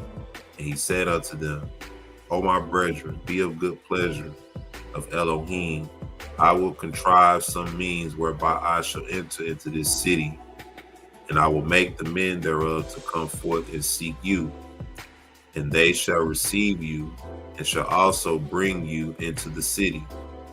And when Elohim have prepared the way for us, and we have entered therein, that which Elohim has spoken unto us, we will speak. For our Adoni Master saith unto us in the holy gospel, For where 2 or 3 are gathered together in my name, there am I in the midst of them. But go ye to these trees and rest there until I go and obtain information about the city. So once again, Paul finna try to find a way to sneak in the city and cause the people to come out and look for them. Paul and the cloth merchants, and Peter and Andrew did according to what St. Paulos told them. And by the good pleasure of Elohim, there came along 2 men by another road, and they had with them the apparel which the accursed priests and worshippers of the idols which are in the temple of Artemis wear therein. And St. Paulo said unto them, My brethren, whither go ye? And they said unto him, We are men who make the apparel of the priests, and we are not traveling about from the temple of the Elohim to another, that we may sell our work unto the priests who live therein. Then St. Paulo said unto them, And I, on my part, have come out of the temple, and am seeking to buy raiment. such as that which ye have with you, for I am a priest. And those men sold him raiment, and St. Paulos bought it from them and arrayed himself therein, and the men went on their way. All right. So he disguised himself and said he was a priest just so he can buy the raiment to enter into the city. So after he buys the raiment, Paul enters into the city. We're at 22. Now when St. Paulos had arrayed himself in this apparel, his heart grew strong, and he went into this city, and he said, O my Adoni Yahoshua Ha Mashiach, who didst make the light to rise upon me when I was going into the city of Damascus, and didst hold converse with me. Though I am utterly unworthy, do thou prepare my way that I may come into this city and may preach thy holy name therein.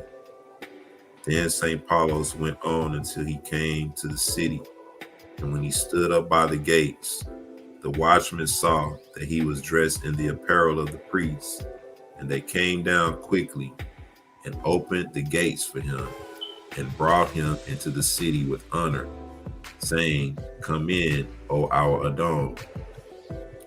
And St. Paulos said unto them, Let one of you come with me to the governor in the hall of judgment, for I have been sent unto him with the words of a message by those who have dominion in the temple of the king.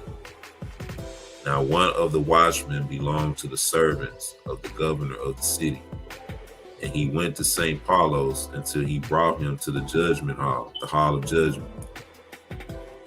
And by the good pleasure of Elohim, he found the governor sitting at the council of the magistrates in the midst of the city, and all the nobles of the city were gathered together unto him. And when he saw St. Paulos coming toward them dressed in the apparel of the priests, they all rose up and received him, and they bowed down before him, thinking that he was one of the priests of the temple of the king. And they made him to sit upon a lofty throne, and they sat in a low place at his feet. So Paul pretended to be one of the priests of the king, and he came into the city, and the people received him, right? And basically gave him a high regard, a high level of respect. Paul addresses the governor, 27. Then St. Paulos said unto them, I am the chief of the priests, and I minister continually unto the Elohim who are in the temple of the king. And last night the Elohim appeared unto me and sent me unto you, and commanded me to say that which I would say unto you. And the governor of the city and the nobles thereof answered and said unto him, Speak, O master, and declare that which the Elohim hath commanded thee, and we will hearken and be subject thereunto. Then St. Paulos said unto them, The Elohim commanded me last night that I should speak unto you thus. There shall come unto you 2 men of the men of Galilee, companions of the Galilean, against whom the Jews rose up, and whom they slew. And these men shall declare unto you that this Galilean is Elohim, that he hath commanded them to make every man to separate himself from his wife, and that he hath commanded the rich to distribute their goods among the poor. And moreover, they will command you not to worship the Elohim of the king. And the Elohim have commanded me to pass a stern sentence of judgment upon them, and to drive them forth into the uttermost parts of the city as it befitted them. And the governor and the elders of the city saith with one voice, Have the Elohim appeared unto thee in very truth and spoken thus? Behold, these 2 men came to the city this morning and wished to enter in, but the watchmen prevented them from doing so, and cast stones at them. Now when St. Paulos heard these words, he rose quickly, being filled with wrath and anger, and said unto them, Send men with me to take me out of the city, that I may seek for them, and bring them back into this hall of judgment, and bring upon them everything which the Elohim have commanded me. So Paul is pretty much setting Peter and Andrew up to be brought into the city, the hall of judgment in the city, so that the people of the city can be converted. Once again, he's using his craftiness as a means to convert people, posing as a priest. Yeah. 34. Then the governor sent his soldiers to seek for Peter and Andrew, and to bind them and to bring them back into the hall of judgment, according as St. Paulos had commanded. And the soldiers went out quickly on the road upon which the watchman told them that the two men had gone, and they went on seeking for them with diligence until they came unto the place wherein were the apostles. And the soldiers said unto them, Whence are ye? And Peter said unto them, We are men of Galilee. And when the soldiers heard these words from them, they laid hold upon the disciples and bound them and threw chains around their necks. And at length they brought them into the city. Then a rumor went abroad throughout the whole city that the two men had arrived who belonged to the 12 men from the country of Galilee, who led men astray from the worship of Elohim, and who said that Yahoshua the Nazarene,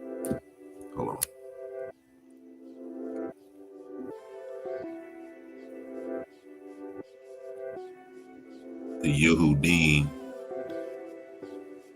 Yahoshua the Nazarene, whom the Yehudim slew, is indeed Elohim,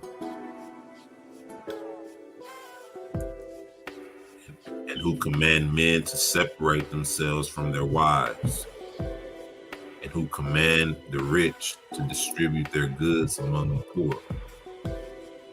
And all those who were in the regions round about the city, both men and women, and great and small, gathered themselves together and came into the hall of judgment. And when St. Paulos saw the great number of the multitude, and that the soldiers had brought Peter and Andrew in bonds, he prayed within himself, saying, Behold, O my Adoni Yahoshua Ha Mashiach, thou seest our poor estate, and thou seest this beautiful city, and that all the people who dwell therein are bound under the yoke of Satan the enemy. We beseech thee, O Adonai, to help us, and do thou turn them into the right faith. And thou hast said unto us, O Adonai, with thine own mouth of righteousness, that for where 2 or 3 are gathered together in my name, there I am in the midst of them. And thou hast said unto us, thy servants likewise, Behold, I send you forth as sheep in the midst of wolves. Be ye therefore wise as serpents, and harmless as doves. And when Paulos had finished his prayer, he turned his face toward Peter and Andrew and said unto him, What are your names? From what city are ye? Of what nation and tribe are ye? And for what purpose have ye come into our city? 43. Then Peter and Andrew said unto him, We are Galileans, and we have come from the holy city of Jerusalem. We are 12 in number, and we are disciples of the good Elohim, whose name is Yahoshua Ha Mashiach. And our Adonai hath commanded us and taught us to go forth into all the world and to preach the holy gospel.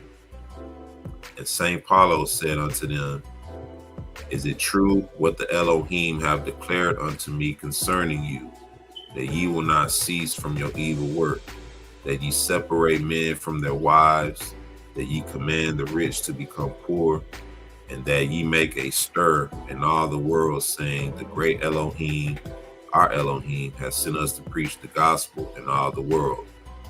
Tell us now what is the gospel, and declare unto us what is therein.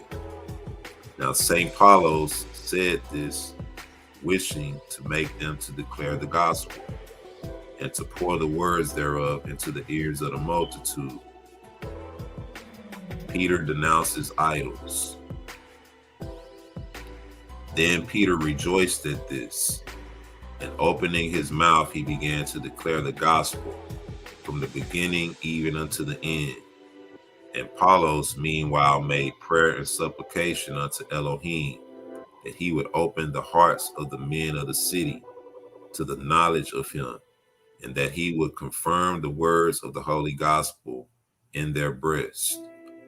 And when Peter had made an end of declaring the words of the gospel, and how our Adoni Yahoshua Ha Mashiach came down into the world from heaven, and how he was conceived and brought forth by the holy Virgin Miriam, and how he was immersed and preached the gospel of the kingdom of heaven and worked miracles, and how he suffered in the flesh by his own will and by the good pleasure of his Father, and by the Ruach HaKodesh, and that he might redeem us, and how he died and was buried and rose from the dead on the third day, and how he ascended into heaven and sat at the right hand of the Father, and how he will come again in his glory with all his angels to judge the quick and the dead, and to reward every man according to his work. Then he began to curse the idols which have no breath or spirit in them, saying, they are graven stones, the work of the hands of man, and things which are made with implements of iron. They have mouths, but they speak not. Eyes have they, but they see not. They have ears, but they hear not.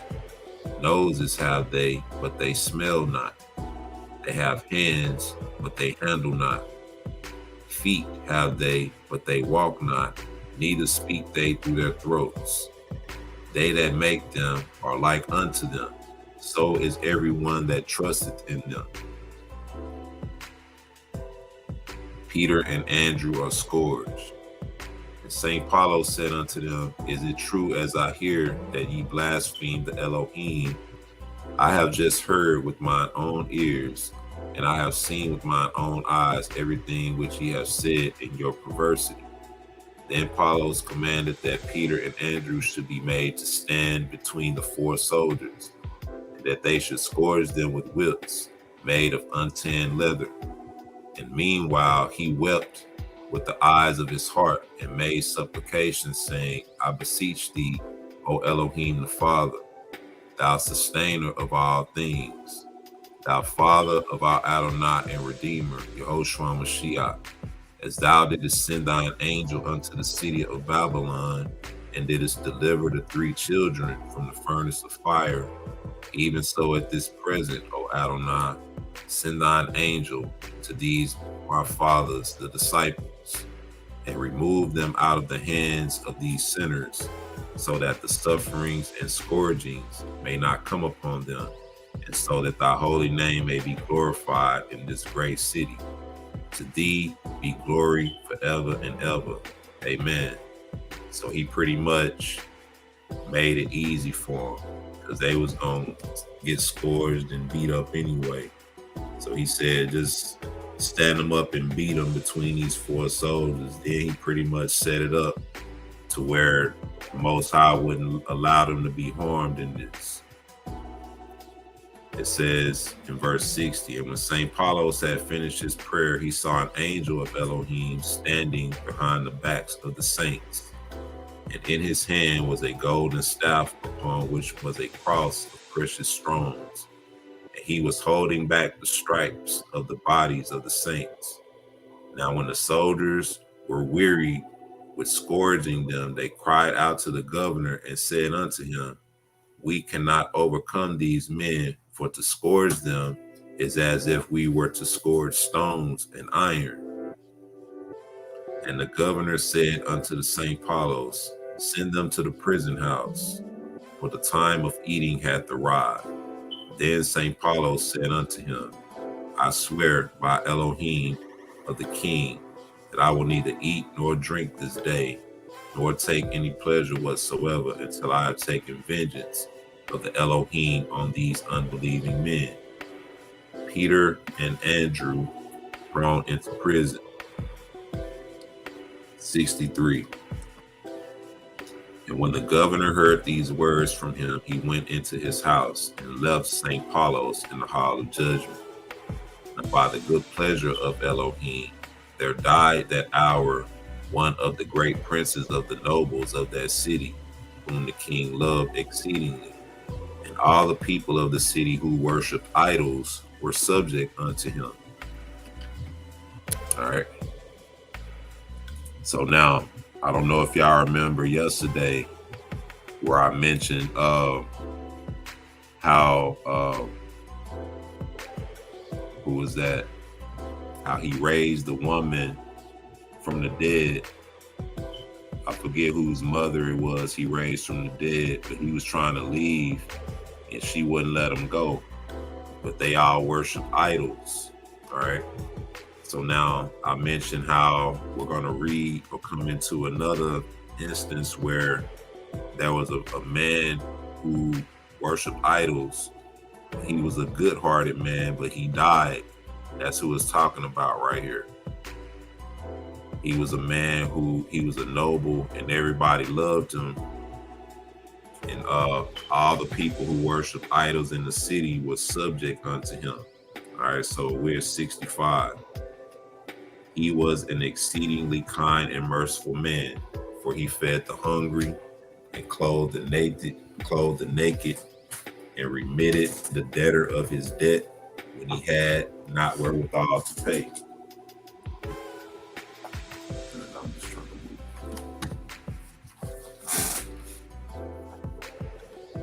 All right, so, and he visited those who were in prison and sent his servants unto them with everything which they wanted, for he had great riches. So this was a pretty decent dude, pretty decent guy. But he worshiped idols. And it says, and he had also many children and servants without number. And because of him, there came into the city much grief that day. Now the disciples were in the prison house, and St. Paulo ceased not to pray that night and to make supplication unto Elohim, and he would turn the hearts of the men of that city into submission unto him. And in like manner, Saints Peter and Andrew, who were in the prison house, made unto Elohim the whole night through petitions, which were like unto those of St. Paulo's. And when the light had risen, the governor came with all the nobles of the city unto St. Paulo's into the hall of judgment, and told him of their sorrow, because of their companion and friend had died.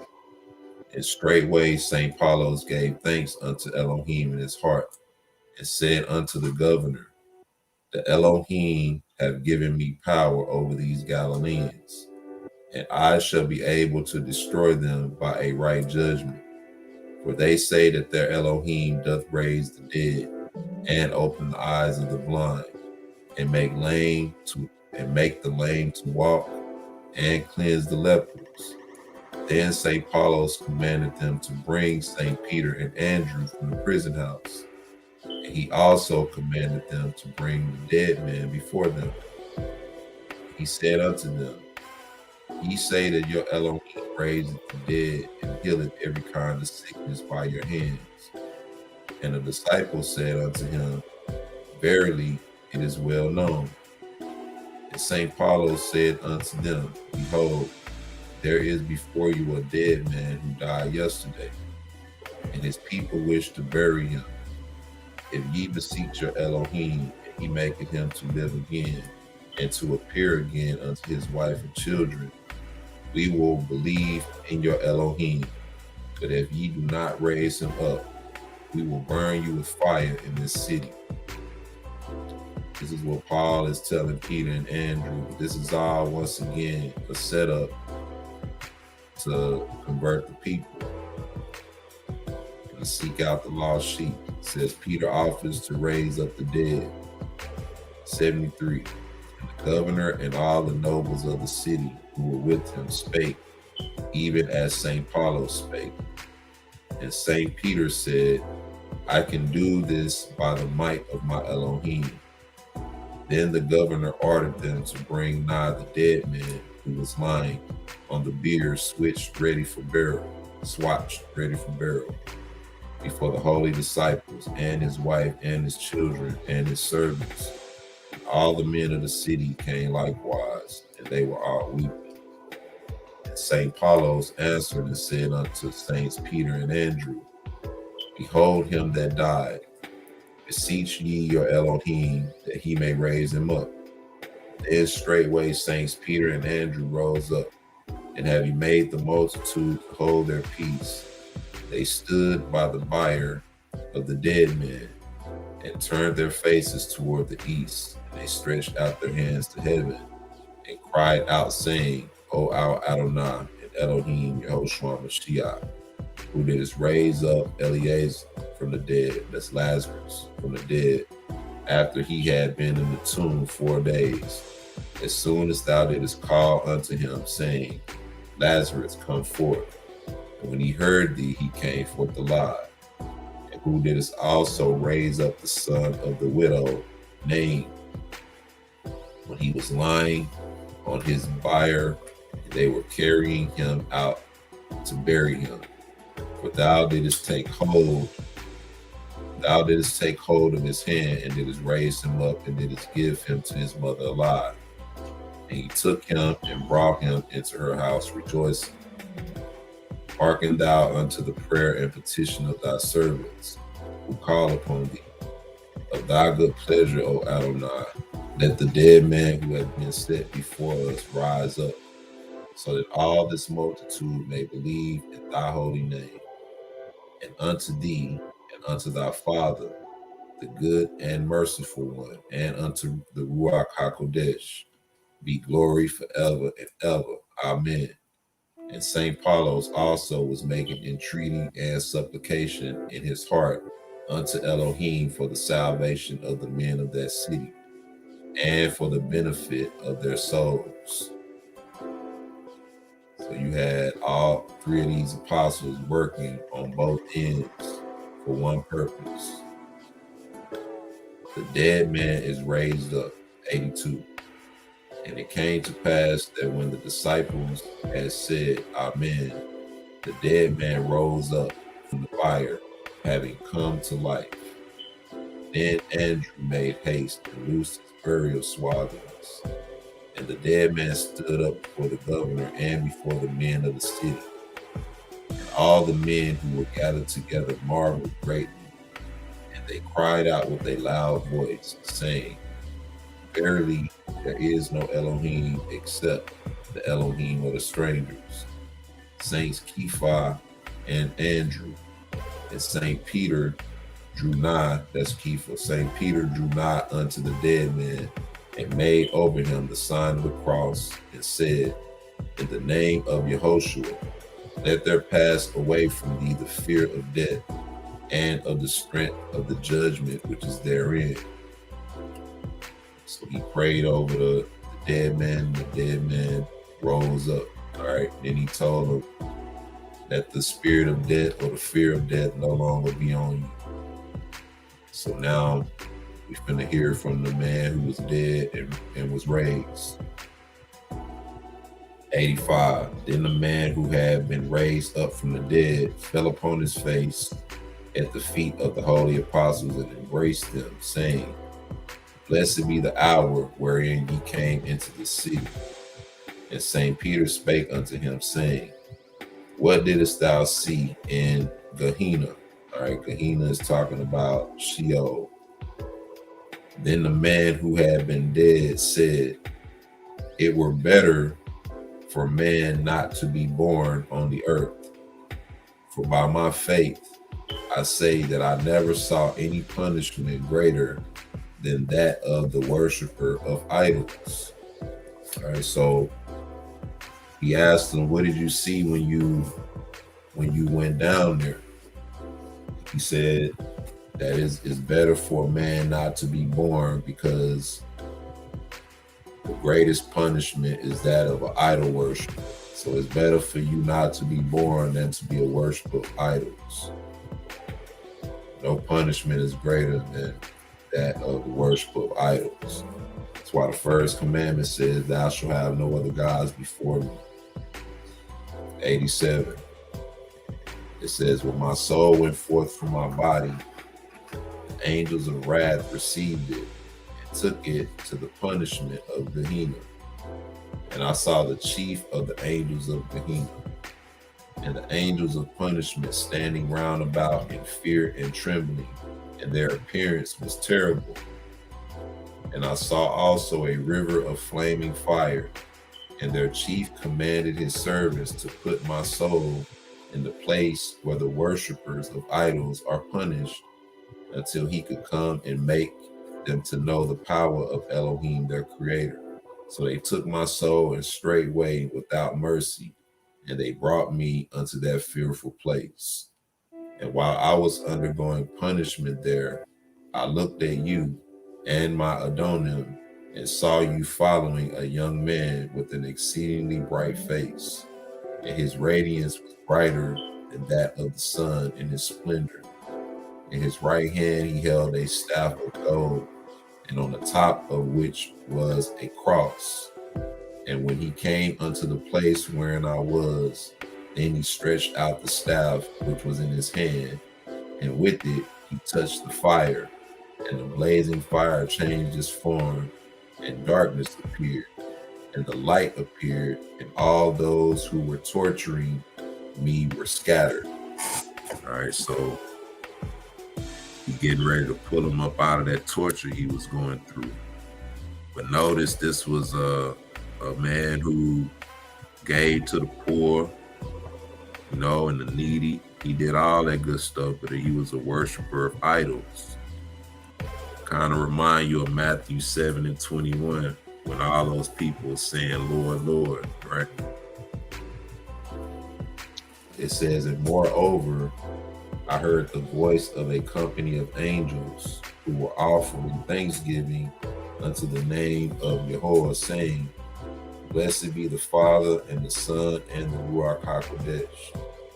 Then the young man commanded one of those who were ascribing blessings unto him to take me by my hand, and he delivered me over unto you, as ye see me at this present. And I beseech you, O my masters, to dispose of me according to what ye wish. Only I make supplication unto you, that ye send me not back unto this punishment of torture. And it came to pass that when these words came to the ears of the multitude, they lifted up their voices and glorified Elohim. Then Paulos made a sign to the multitude.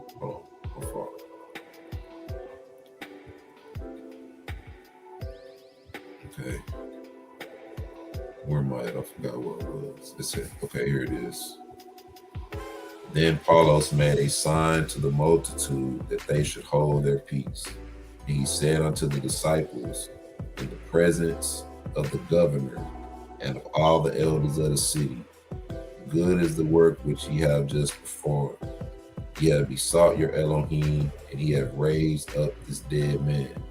But it is not meet that the king or judge or governors should accept one witness, for only at the mouth of 2 witnesses, or at the mouth of 3 witnesses shall the matter be established. And Paulo said unto the judge, Is there in the city any man upon whom Satan hath a hold?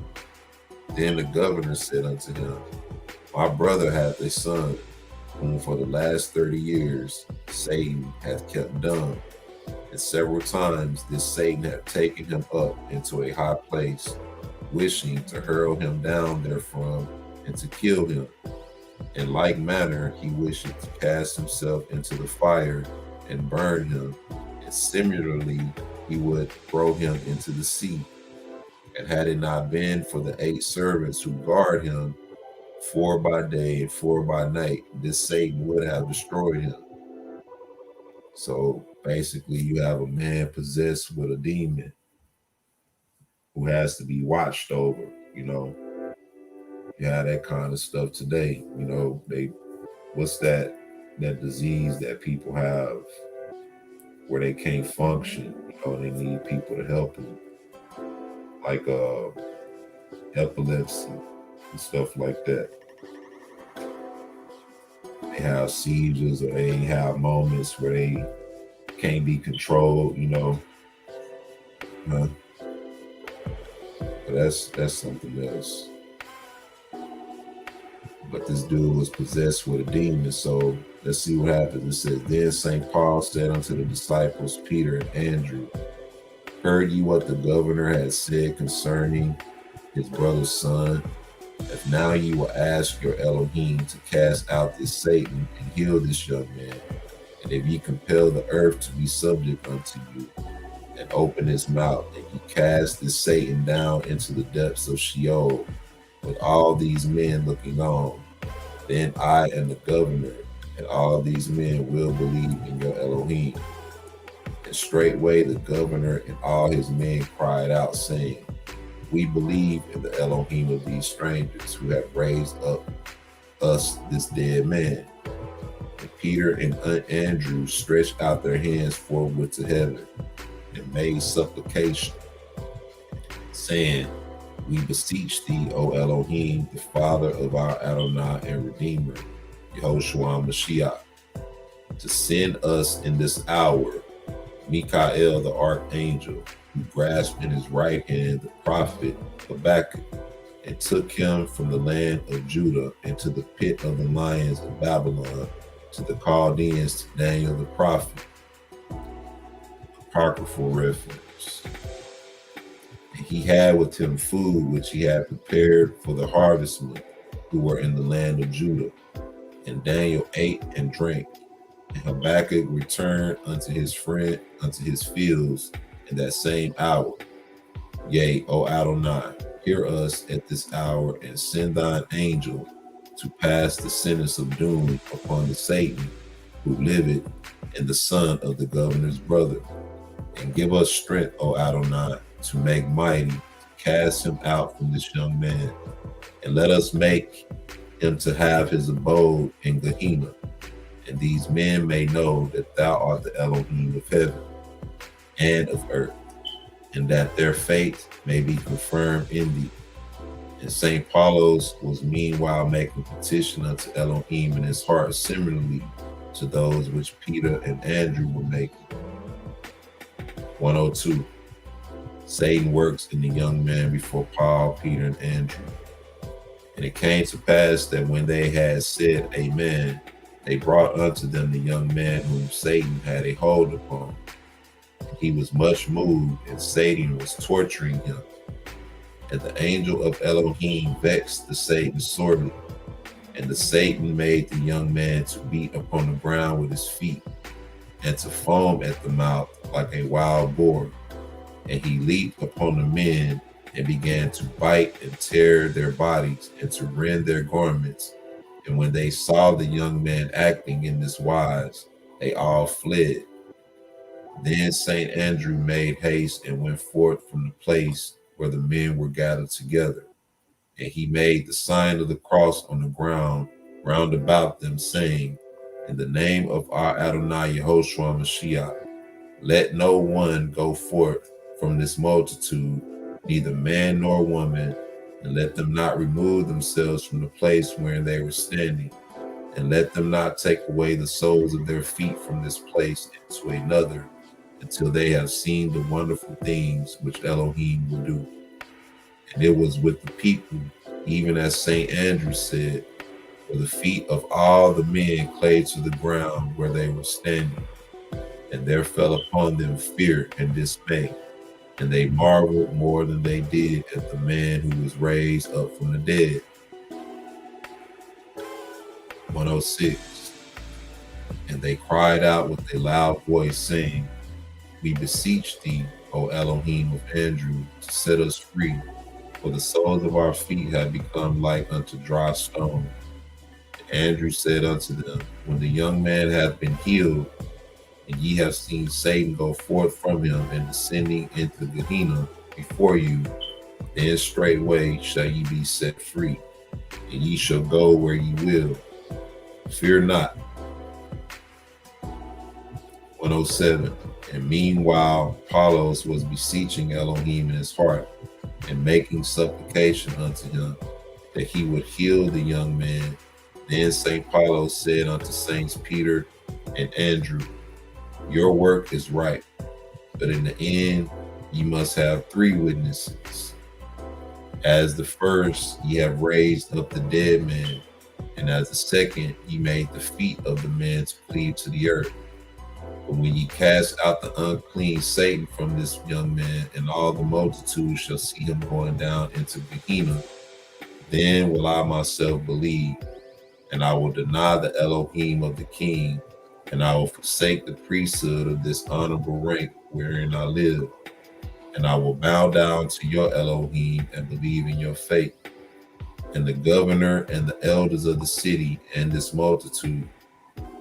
And straightway the governor and all the multitude cried out, saying, we will believe in your Elohim and in your true faith. But we beseech you, O servants of Elohim, to set loose our feet. Then St. Peter answered and said unto St. Andrew, dost thou wish to sow for me to reap? Dost thou wish to sow for me to reap? Or shall I sow and thou reap after me? And St. Andrew said unto him, thou, O our Father Master, shall sow first of all, and I will reap after. Then St. Peter drew nigh unto the young man whom Satan was making to move on this side and on that, and to go from one place to the other, at the same time making him to utter cries and to foam at the mouth like a wild boar. But the Satan which was dwelling upon him was unable to flee for the holy disciples were preventing him from departing, that the work of Elohim might be made manifest in him. So this was almost like an exorcism, almost, that they were performing on this brother right here. The demons was trying to escape and they couldn't get away. Or it's almost kind of like you look at Ghostbusters, just, in a more relative way. This dude possessed with a demon, and now they got the demon cornered, just so the people can be converted and see the power of the Most High. All right. Give me a second.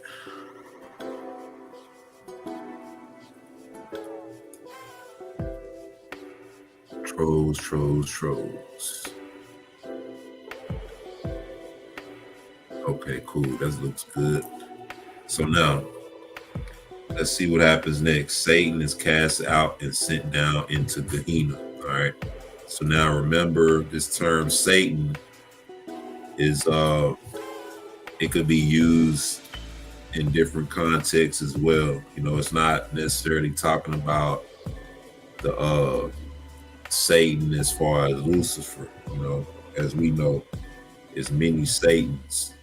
So Satan is talking about this particular demon that was possessing this guy. 114. And straightway St. Peter cried out, saying, in the name of my Adoni Yahoshua Ha Mashiach, son of Elohim, who is from old, who was crucified upon the wood of the cross in the days of Pontius Pilate. All right, we're at 115. Get it set up here.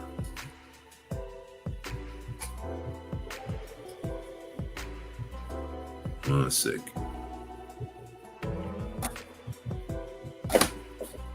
All right, we're at 115. It says, come forth from this young man, and let thy form be made manifest before this multitude, that the people may see and know that there is no Elohim except Yahuwah Elohim, who hath in truth made the heavens and the earth and the sun and the moon and the stars and all the ordinances of heaven, and the sea and the rivers and the springs and all that move therein, and the light and the darkness, and creeping things, and beasts and cattle, all of which were made by thy will and at thine exalted command, and over which thou didst make man to be governor, and didst bless him. And now hearken thou unto me, and show thy might unto this multitude. For unto thee and thy good father and the Ruach HaKodesh be glory, now, henceforth, and forever and ever. When St. Peter had ended his prayer, He said, Amen. And the young man fell down and became as one dead. And Satan went forth from him in the form of a great darkness, wherefrom flashes of flame appeared. And his face, which resembled that of a boar, was exceedingly black, and fire went forth from his eyes. And great numbers of the people who were standing there became like dead men at the sight of this horrible appearance. But they were unable to depart from their places, for the word of St. Andrew was working with great power. So he prayed that none of them would be able to move until this was fulfilled. 120 says that St. Peter turned his face to St. Andrew his brother and said unto him, Behold, I have sown, do thou now reap. And St. Andrew said, In the name of the Father, and of the Son, and of the Ruach HaKodesh, let this ground be cleft to its very foundations, and let Satan go down into the depths of Gehenna and never again come forth therefrom. And in that same hour the earth was moved to its very foundations, and it opened itself, and the Satan went down into it, and the earth covered him up and became as it were aforetime. And while Saints Peter and Andrew were doing all these things, and all that happened thereafter was taking place, St. Paulo ceased not to make entry and supplication unto Elohim. So while this was going on, St. Paul was still praying. All right. 123. And St. Peter took hold of the young man by his hand and raised him up and made over his face the sign of the cross in the name of the Father and of the Son and of the Ruach HaKodesh. And the heart of all the members of the young man had rest. And he bowed down with his face to the ground and did homage unto the holy disciples. Then St. Paulos made haste and stood up among the multitude, and he rent asunder the apparel of the chief priests in which he had dressed himself, and he cast it afar from him, and he did homage at the feet of the holy disciples. And he saluted them and made supplication unto them, saying, O my Adoni, tell us the story of your belief and of the divinity of your Elohim. For he is the Elohim of Elohim, and the Elohim of heaven and of earth. And I believe in him with my heart and my soul and my spirit. And straightway the feet of the multitude were loosed, and every one of the people was able to depart whither he pleased. Then the governor and all the nobles of the city who were sitting with him, and with all the men of the city, did homage to the holy disciples, saying, We beseech you, O our Adoni, to teach us your faith, and to bring us nigh unto your Elohim, for he is the Elohim of the heavens and of the earth. And the holy disciples answered and said unto them, Say thus, We believe in the name of the Father, and of the Son, and of the Ruach HaKodesh, the Holy Godhead, co-equal and undivided. And immediately all the men of the city cried out with a loud voice, saying, We believe in the Father, and in the Son, and in the Ruach HaKodesh, the co-equal Godhead, the Elohim of Saints Peter and Andrew. And St. Paul was praying in his heart with the right mind, saying, I beseech thee, O my Adoni Yahoshua Ha Mashiach, who in the days of old did send fire unto Elijah the prophet, and did consume the messengers of Ahab the king. 2 Kings 1 and 10. 129. Even so at this present, O Adonai, send thou fire from heaven and burn up the temple of Artemis from its roots, even to its foundations. And in that same hour, when the men of the city were declaring their belief in the name of our Adoni Yahoshua Ha Mashiach, and of his good father, and of the Ruach HaKodesh with a loud voice, there was thunder in the heavens, and lightning appeared. And while the people were looking on, fire came down from heaven and smote the four corners of the temple, and nothing was left thereon upon the face of the earth. Peter leads the people to immersion, 130. And after this, St. Peter said unto the people, Come, let us depart to the eastern side of the city, unto the hollow place which is in the desert, beneath the tree which is in the open country, that all the men may be immersed therein. And we will beseech our Adonai and Elohim to make a spring of water to gush forth from the tree, so that these men may be immersed therein in the name of the Father and of the Son and of the Ruach HaKodesh, and so that your faith and your hearts may be purified.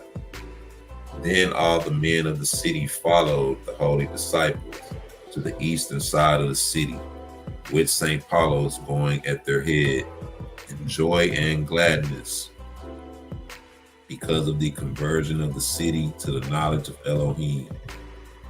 And the people of the city were giving thanks unto St. Paulos, saying, Glory be to Elohim through thee, for thou didst bring into our city these men who brought us out from the error wherein we dwelt, through the abundant miracles which Elohim have wrought by their hands. And they have brought us out from the darkness into the light by means of their abundant wonders. 133. And now they had arrived in the place behind the palace or fortress. The disciples stood up before the multitude and turned their faces toward the east.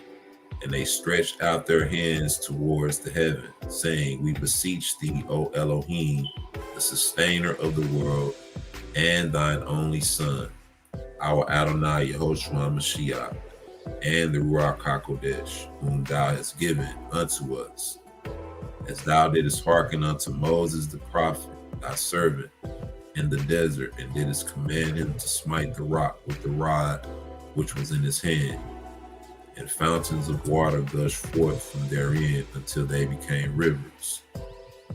Exodus 17:6. And all the tribes of Israel that were in the desert in those days drank their fill. Even so, O Adonai, this day do thou hearken unto thy servants, and be pleased, O Adonai, to make a spring of water gush forth from the rock, and let it fill this desert and become a sea, and let the waters thereof be sweet, and let them neither change nor dry up unto the end of the world, and let it be for memorial for us, thy servants, and let great numbers of men of this city who have believed in thee be immersed therein. The people are immersed. 136. And when they had finished praying, they said, Amen. And meanwhile, St. Paul was helping them by praying in his heart. Then Peter and Andrew drew nigh, and together smote the rock with their feet, saying, In the name of the Father, and of the Son, and of the Ruach HaKodesh, let there go forth from thee water which is sweet to the taste and pleasant to the smell. All right, so this wasn't no regular water that came up. All right, we're 138. And immediately there burst from the rock great abundant streams of water, which welled up until they filled the desert. And they formed a vast pool of water. And the multitude marveled exceedingly and said, Verily, we have worshipped devils all the days of our life, and we knew it not. So the people finally converted over, and they saying, Verily, we have worshipped devils all the days of our life, and we knew it not. May Elohim make his grace be abound toward us, and may he make long his compassion upon us in such wise that he take not vengeance upon us quickly, and may he not reward us according to our works. 140. Then the disciples said unto the multitude, Let the people remove their garments and apparel, and let them go down unto the water and plunge themselves therein 3 times, saying, We are immersed in the name of the Father and of the Son and of the Ruach HaKodesh. And the people did even as the holy disciples commanded, from their greatest even unto their least.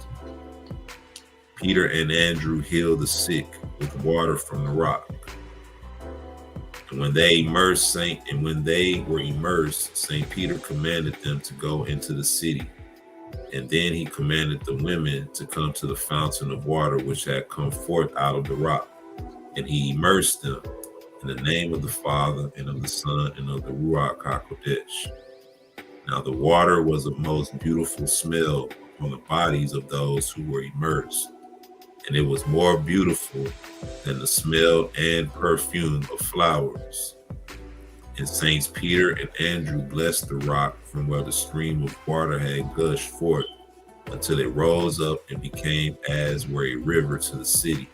And they said unto the rock, Thou shalt never restrain the water which floweth out, and the flow thereof shall neither increase nor diminish forever. And everyone who shall go down into this water, whether they be suffering from any kind of disease, or whether they be tormented by an unclean spirit, or whether there be in pain and suffering, if any life be left unto them in this world, if they believe in their hearts in the name of the Father and of the Son and of the Ruach HaKodesh, they shall go forth from them healed of their sicknesses. And in that same hour all those who were sick were made whole, and the blind saw, and the lame walked. And the holy disciples commanded the multitude to take pains to build an assembly, and every man among them brought according as he had power. Some brought gold, some brought silver, some brought materials for building. So they built for them a fine and beautiful assembly on a place whereon had stood the temple of Artemis, in the name of our holy lady, the Virgin Miriam. And they appointed the governor to be the bishop, and they changed his name and called him Apollos. And they appointed the young man who was healed of the Satan to be deacon. And the man whom they raised from the dead they appointed to be priest. And they gave them the holy mysteries. And St. Apollos wrote for them the gospel, and the Acts of the Apostles, and the apostolic epistles, and all the canon. And he commanded them to fast on the 6th day of the week, and on the 4th day of the week, and to keep honorable 40-day fast. And they taught them all the ordinances of the assembly. And they dwelt with them for a few days, until they had taught them everything which was necessary. And St. Peter consecrated for them the bread for the offering daily, and made them to offer up offerings. All right. So they focused a lot on fasting, because Mashiach talked about those who possess with demons, how you get rid of them by fasting. So they focused on that a lot, and they gave them the epistles and the ordinances of the apostles. 151, and it came to pass that when their faith had grown strong in Elohim, the disciples wished to go forth from that city to fill their ministration in the city or country wherein Elohim had commanded them to enter. And St. Apollos besought the holy disciples before the multitude to take with them into the city whereunto they were going. Then were the people who had believed sorry with great sorrow, and they said unto the holy disciples, It is not meet for you to go forth from our city, for we are a new plant which ye have planted. How can ye go forth and leave us to dry up without nourishment? But the holy disciples began to make them to keep silence in peace, and at length their souls were able to bear their departure. Then they departed from them, St. Apollos being with them, and they blessed the people of that city and everything which was therein. So the people accompanied them a short way on their journey, being sorrowful at their departure or separation. All right. So let me see. Paul goes to Magnificat. All right. 155. And it came to pass that when they were far off from them, St. Paulos recognized as friends St. Peter and Andrew, and he saluted them with a spiritual embrace. And the three of them rejoiced and were glad by reason of the saving of the men of that city. Then afterwards, St. Paul set out on his way alone, and he preached the gospel to the people in every country wherein the disciples had entered. And he taught them to have faith in our Adoni Yahoshua Ha Mashiach, and in his good Father, and in the Ruach HaKodesh, to whom be glory and honor and thanksgiving and service and homage, now, henceforth, and forever and ever. Amen. All right, let's take a break. When I come back, we're going to continue on. All right, we're going to gut it out tonight. We almost done, but nonetheless, I wanted to get this up for our brothers and sisters to be able to come and reference this. This is the history of the Apostle Paul and his contendings and his martyrdom, all right? And the things that he went through and suffered for Christ's sake and for the gospel's sake and for the truth's sake. All right, we see everything he did when he went out. All right, so we'll take a break. When we come back, we're going to finish up. Shalom.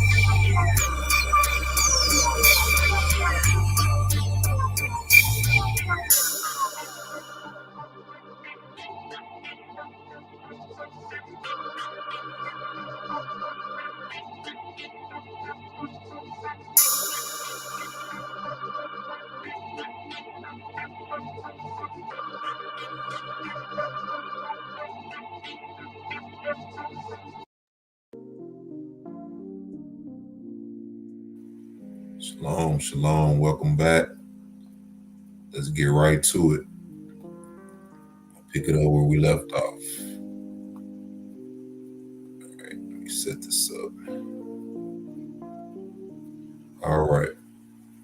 So St. Paul met up with Peter and Andrew in a city, and they worked together as a means of converting the city over to the true faith. All right. And the casting off of their idols. They raised a man from the dead, and they cast a demon out of another man. So the Most High is doing greater works in them, just like Mashiach told them. All right. Chapter 14, St. Paul and the island of Manaphaket. And moreover, we will relate concerning the preaching of Apollos in the island which is called Manaphaket. May his prayer be with us. Amen. Verse 1. Now while St. Apollos was going about preaching in the name of our Adoni Yahoshua Ha Mashiach, he came to an island which is called Manaphaket, and he wished to go therein and to preach the gospel of the kingdom, but the people thereof prevented him from doing so. Now everyone who dwelleth in this island had a mark inscribed upon his apparel, and the mark readeth Manaphakin, the people of Manaphaket. And if this name be not written on his apparel, the people will not allow him to enter into the island, because this name is not on his apparel. And St. Paulos meditated in his heart and said, it is good that I should write this name on my apparel, so that I may convert the men of this city to the knowledge of Elohim. All right, let's continue. We're at 5.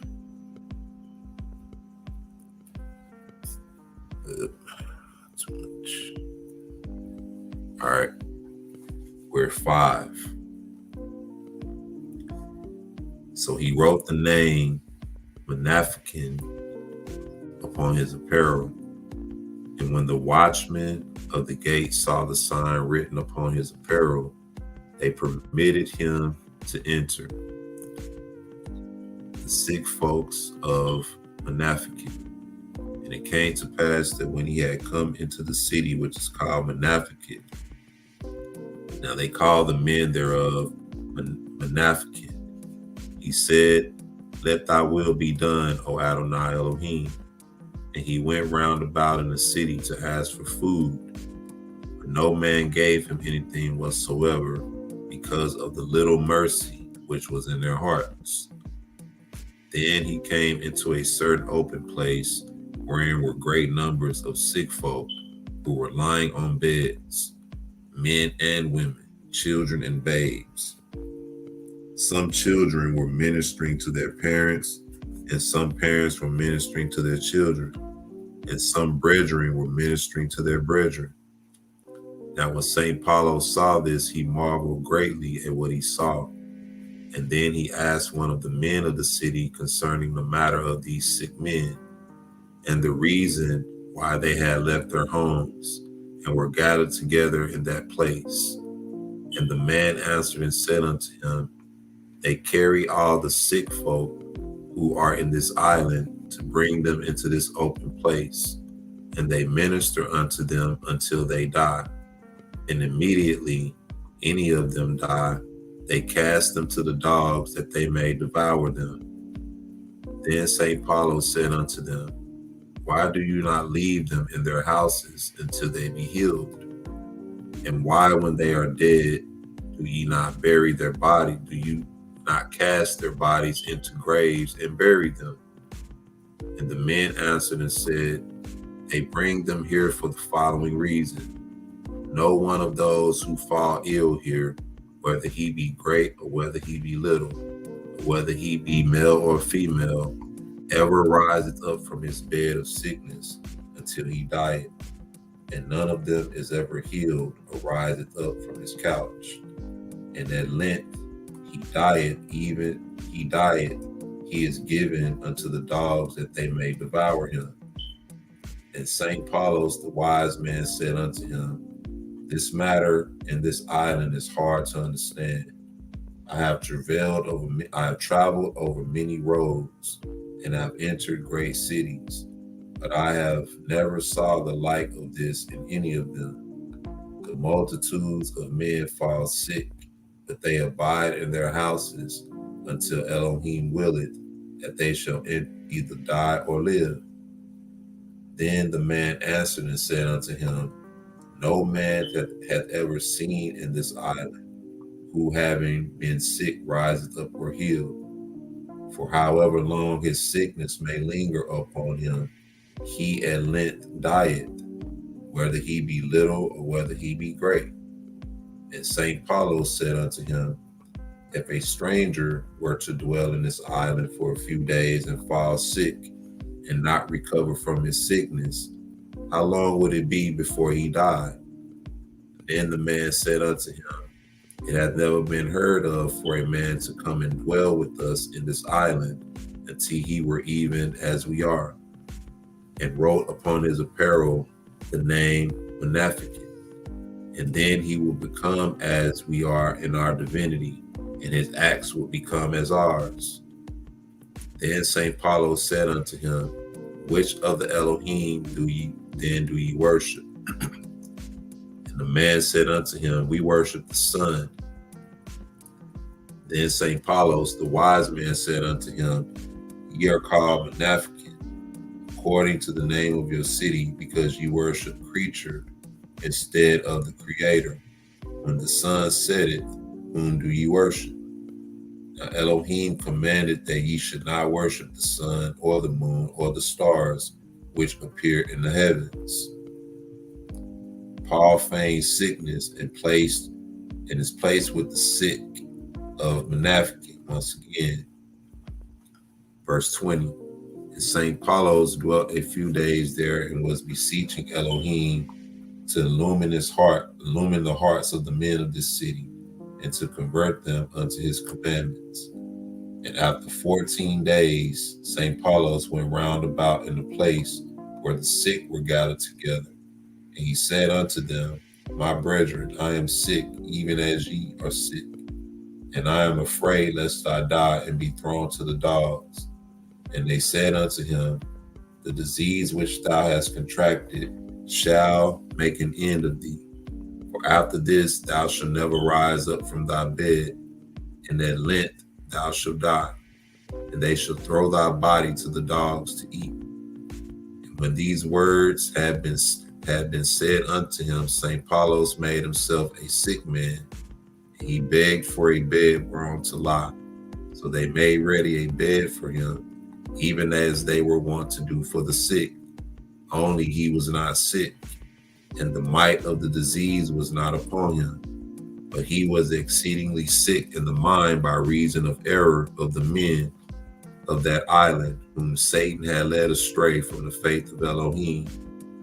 And when he had lain down upon his bed, he neither ate nor drank, nor ceased to pray by night, and by day with beseeching and entreaty and supplication unto Elohim for the souls which had gone astray, that he would convert them unto the knowledge of him.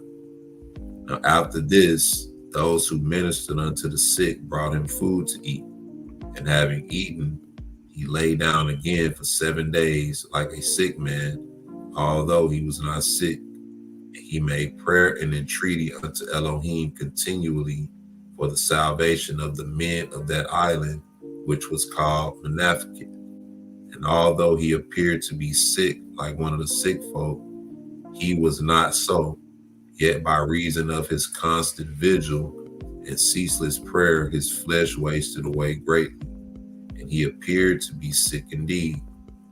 When he had passed 40 days in this manner upon the island, he had not answered any one of the people with a single word. And he had mentioned the name of Elohim openly to any man, or he had not mentioned the name of Elohim openly to any man.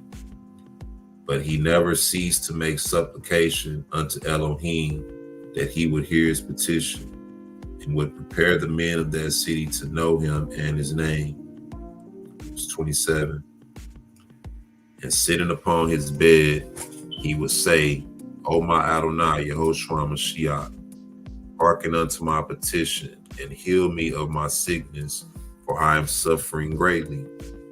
Then one of those who were sick answered and said unto him, If in these few days, when thy sickness hath not been long upon thee, thou speakest in this wise, how much more should say this sick folk who are gathered together here, and upon whom their diseases have lingered for years, and who know that they will never be healed of their sicknesses until they die. And on the morrow, St. Paulo said, O my brethren, this day have the pain and the sickness which are upon me become less by the might of Yahoshua Ha Mashiach. He hath given unto me healing. And they marveled at his words. I'm at 31.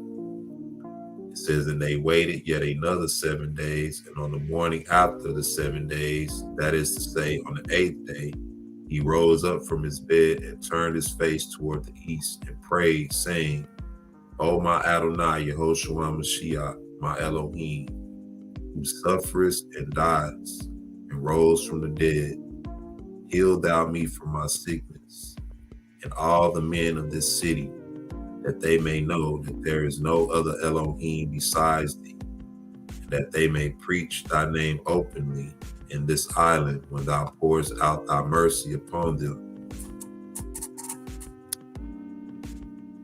So once again, he pretended to be sick for the sake of saving and healing the sick and converting the people to the true faith. I'm at 32.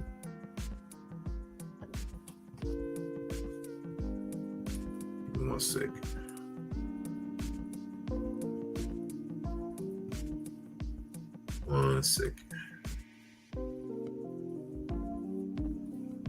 Okay. I'm at 32. And St. Paulos was going about among the sick folk of the island who were gathered together there because of their sickness.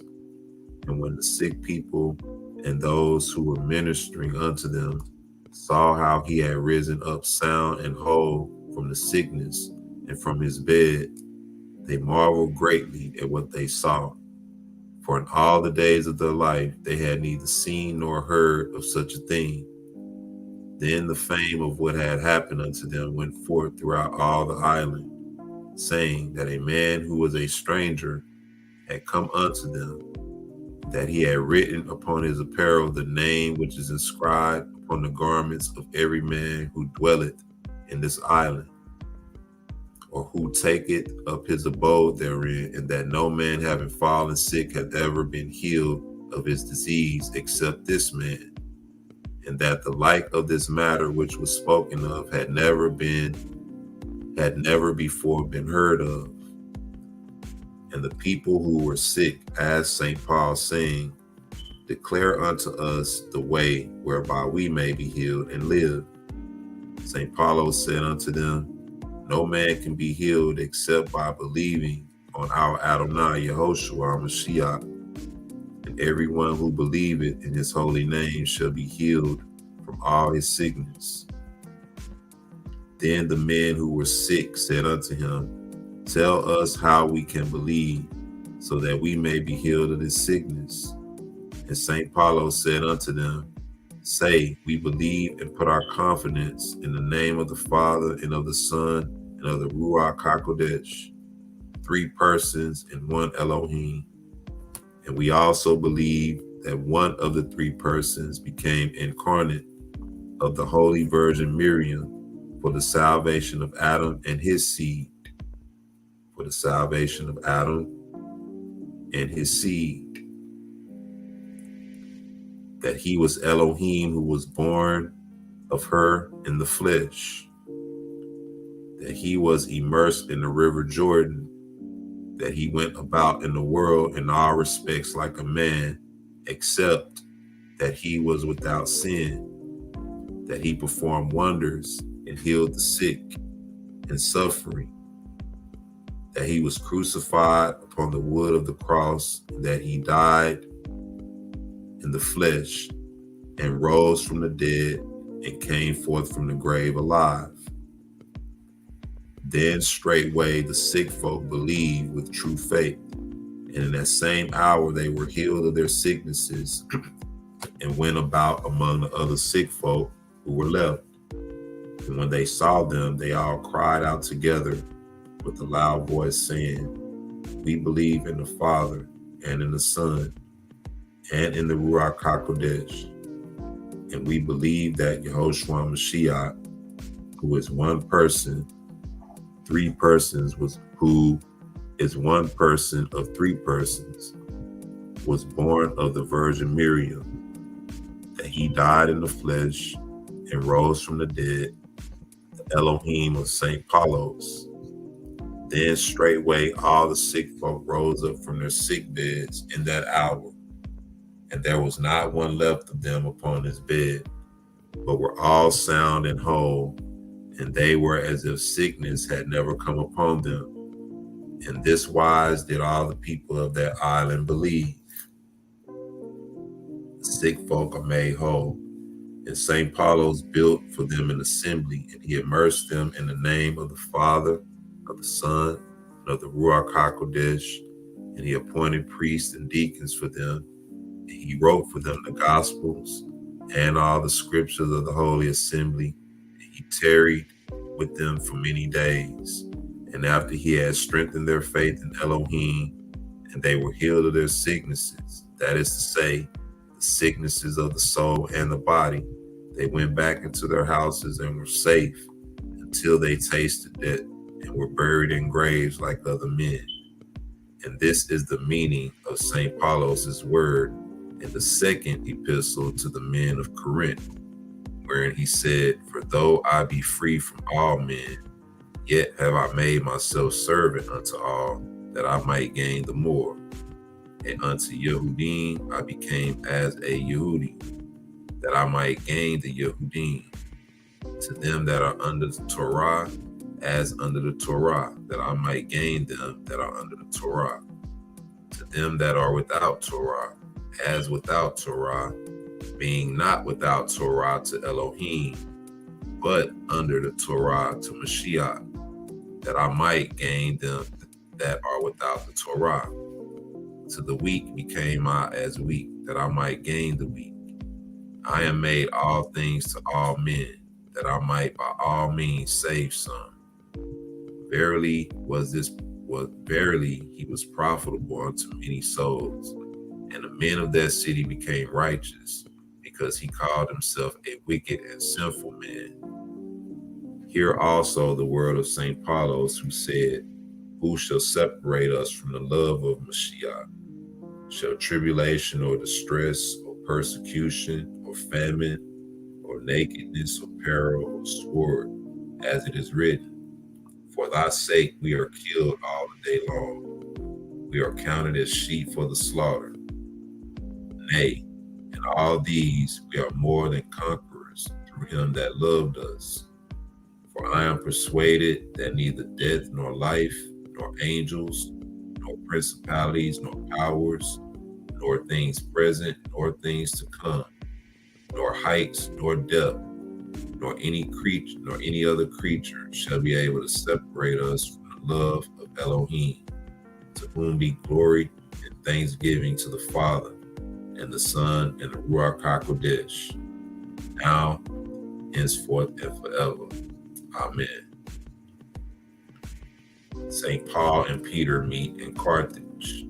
Hear also, O brethren, the story of the preaching of St. Paulos in the city of Oricon, and how he called the people thereof unto the faith of our Adoni Yahoshua Ha Mashiach, and how he made manifest the miracles and wonders therein, and how Our Lady, the Virgin Miriam, came unto him to help him and strengthen him in his preaching, and other matters appertaining thereto. Verse 1. After these things, St. Paulos departed unto the city of Carthage, and he found me, Peter, dwelling therein. And When I had met him, I inquired of him concerning the manner in which the men of Warcon had accepted the faith. And he said unto me, O man who are fit for the instructing of the men of the world in the faith of Elohim, when I separated myself from thee, there came unto me while I was asleep the angel who used to come to thee. And he said unto me, Depart thou unto a city which is on the border of heaven, that is to say, which is at an extreme limit of the bounds of earth, and preach therein the name of our Adoni Yahoshua Ha Mashiach. And I asked him to help me by means of thee. Verse 4, and I asked him to help me by means of thee. And he said unto me, It is not meet for thee to say this thing. Nay, thou art a messenger who hath been commanded what to do. Depart thou unto the place whereunto I have told thee to go.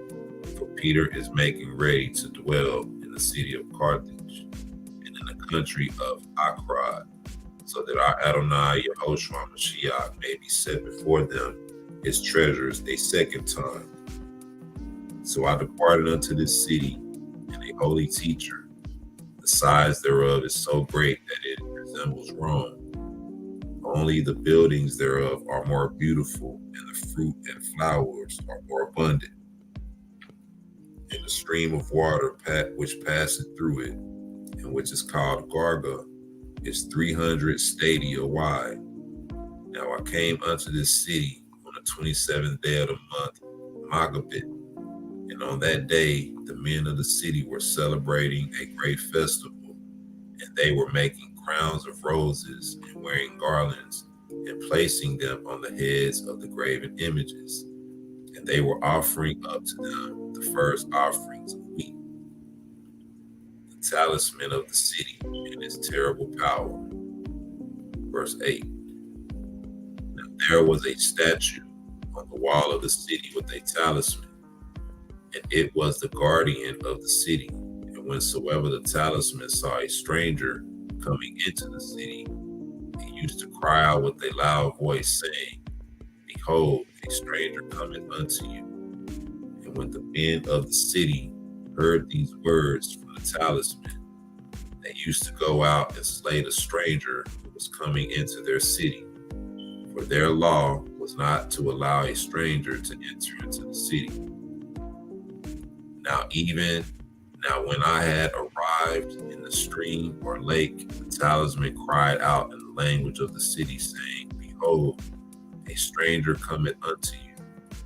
And the men of the city heard the words of the talisman, for they were at that time gathered together for their festival on that day. And their king and his army came to seek me. And when I saw them from afar off, I fled and went into the caves, which I found in the mountain by the side of the sea, and in the cave wherein it was foxes and jackals had taken refuge. And when I entered therein, I wept with a great weeping, and hunger and thirst afflicted me sorely. For at that time hunger, famine, and great heat were in the land. And I dwelt in the cave until the night, when I went out to drink water from the lake. And I stood up and prayed before our Adoni Yahoshua Ha Mashiach, the Son of the living Elohim. Now when the morning had come, and I had gone forth from the cave, that talisman again cried out with a loud voice, like unto that of thunder, and proclaimed my coming.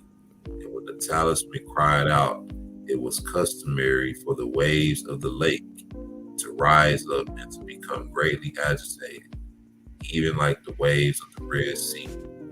And the people of the city went forth to come unto me, and when I saw them, I fled again to the cave, and I sat therein for a second day.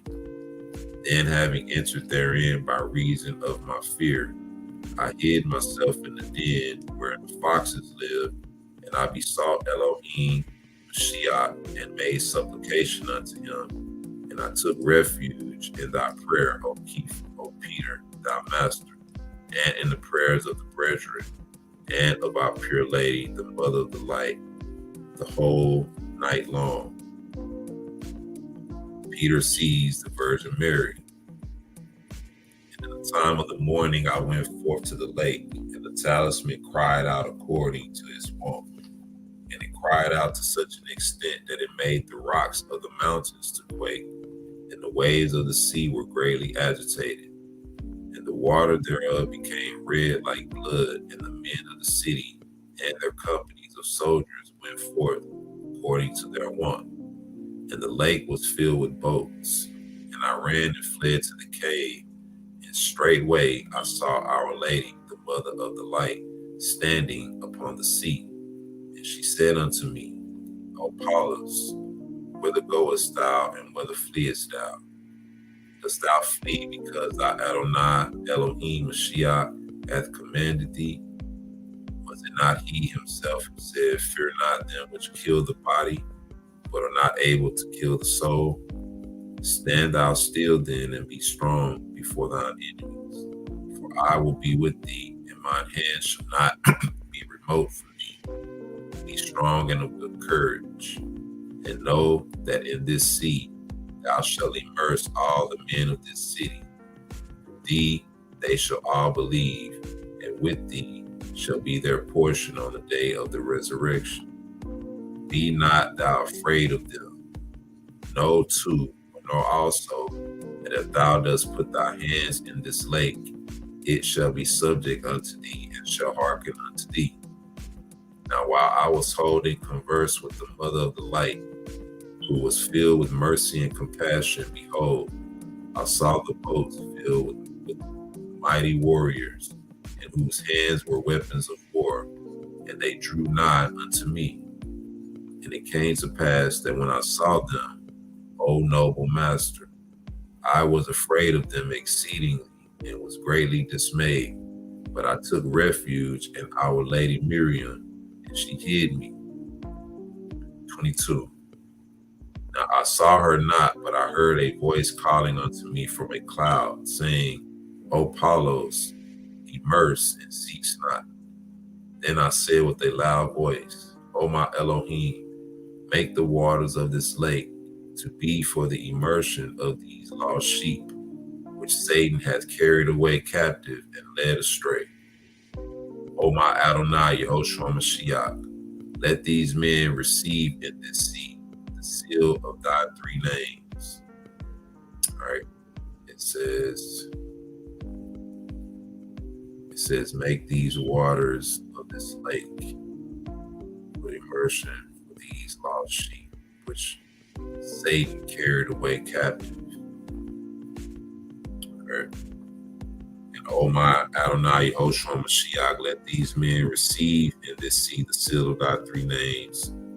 23. And I also took a handful of water of this lake in my hand, and sprinkled it over these ships, wherein were 150,000 men. And when they arrived at the sea of the lake wherein I was, they came forth from their ships seeking after me. And I stood up before them, even as the Mother of the Light commanded me, and I was not afraid of them, for I had placed my confidence in her help. And when she had drawn nigh and seen me, they all bowed down before me, and said unto me with one mouth, Shalom be unto thee, O Saint Paulos, the apostle of our Adonai, who became man. And they beheld converse among themselves, and said, Hasten, O ye who are gathered together, that ye may see the wonders of Elohim who became man. Then they said unto me, O Saint Paulos, didst thou see that which we saw as we were sailing in the boats before we came to thee? And I said unto them, What do ye see, O you children? And they said unto me, We saw the gates of heaven open, and a right hand which was like unto a flame of fire reached forth from heaven upon us with thy hand. And we saw a woman of light, whose face shone with radiance, which was 7 times brighter than the light of the sun. And she rose up from the bottom of a cloud of water, from which thou wast sprinkling us. And she embraced us with her arms, and she saluted us, and set upon our heads crowns of light. Now when I heard these things from them, O noble master, I rejoiced with an exceedingly great joy, because they knew everything which Elohim had done with us, and knew his help for us. Right. 29. And after this there came unto me many boats, which were filled with mighty men of valor, and they had with them the weapons of war. And they said, O magician, know that we have with us the writings of the talismans, wherewith the sages Hermes and Valianos used to perform miracles and wonders. And when I had seen them, I had heard this speech from them, I was not afraid, for I believed that my Adoni and Elohim Yahoshua Ha Mashiach was with me, together with the intercession of Our Lady, the pure Virgin Miriam. And I cried out to him and said, O my Adonai Elohim, as thou didst have compassion upon the sheep, unto which thou didst aforetime make it manifest, even so do thou now reveal to these men thy power and thy compassion also. Then I took in my hands some of the water of the lake, and again sprinkled them. And I said, let this water be unto you in place of immersion, in the name of the Father, and of the Son, and of the Ruach HaKodesh. And when I had made petition and prayed, the boats came to the side of the lake, and all the men came forth therefrom and bowed down before me. The report of Paul reaches the king who comes to him. And they said unto me, Shalom be unto thee, St. Paulos. We praise thee, O apostle of the Elohim who became man. And they informed me that they themselves had seen the miracles, even as their companions who had come before had seen. And next the report of me was heard by the king of that city. He and his soldiers embarked the boats, wishing to come to me. Now when their boats drew nigh unto me, I was afraid, and I lifted up my hands and my eyes to heaven, and I took refuge with my Elohim, and I made the sign of the living, life-giving cross over the lake. And I said unto it, O lake, I command thee in the name of our Elohim. And I made the sign, and I said unto the lake, I command thee in the name of our Adoni Yahoshua Ha Mashiach, the son of Elohim, to be rent asunder and divided into parts, so that the land may be revealed, and so that the ships of these men may stand still in their places, and may not come to me. And before I had made an end of my petition, the lake was divided into parts, and there were 13 roads therein, and the boats stood upon the ground in the places where they were. Now the soldiers saw this, and they drew nigh their sword, and they drew their swords, and they found that they had become like pieces of wood. Then I took in my hand some of the water of the lake and sprinkled it over them also. And I said, in the name of the Holy Godhead, and these boats be moved without any water to float upon. And immediately they were lifted up from the ground on which they rested in the lake. The winds bore them along, and the men went forth from them. And they came to me and embraced me, even as did those who came before. And the king of all the men of the city bowed down before me. And then I passed with them on a dry road to the city without boats. And it came to the pass that when I had entered the city, I saw all the idols with garlands of roses in their hand, and with bundles of ears of corn cast before them as offering. And when I saw this, I was sorry with great sorrow. Then the men of the city said unto me, O noble master, know that on this day we have a great festival to our idols. Now in honor of whom doest thou command us to celebrate this festival? Shall it be in the name of the Father, or the name of the Son, or the name of the Ruach HaKodesh? For in these three names were we immersed. And I taught them the faith wherein it was meet for them to worship Elohim. And I wrote with mine own hand and commanded them to celebrate the festival in honor of Our Lady Miriam, the mother of the light, by whose intercession they were saved from the dominion of idols. And also a festival in honor of the day wherein the angel Gabriel announced unto Our Lady Miriam that she should conceive the son of Elohim in the flesh. And I made strong the true faith in their hearts. Paul builds an assembly. Now the lake remained divided into parts for 8 days, and the king of the city said unto me, O master, if thou dost command us to build upon this ground, and upon the place from which the waters of the lake have departed, and which have become dry land, we will at thy behest build assemblies, which shall be for the men of this city, fair memorials that shall endure forever. And when the inhabitants shall see them, they shall at all times remember what took place through the domination of idols, and they shall glorify Elohim, who hath redeemed them. So I gave the command even as they desired. Then were gathered together in the midst of the lake and in the places which had been divided from the rest and had become dry, 18,000 men, and they built many assemblies there. And among them was one large assembly, which was built in the name of Our Lady Miriam, the mother of the light, the length of which was 3,000 cubits, and the breadth thereof 1,000 cubits, and the height thereof 150 cubits. And it was built with lofty pillars. Peter wishes to see the city. And when this assembly was completed, I put a ban upon the lake by the word of the living Elohim who existed, that it might surround the assembly with water every year, but do no harm unto it. And when the time should come wherein the men of the city were wholly saved from the domination of idols, the water should be removed from the assembly, and the assembly should be revealed for 3 days, so that the men of the city might keep the festival of the mother of the light for a space for 3 days in that holy place, and that they might make offerings and remember what they were wont to do in error, and might declare the same from generation to generation.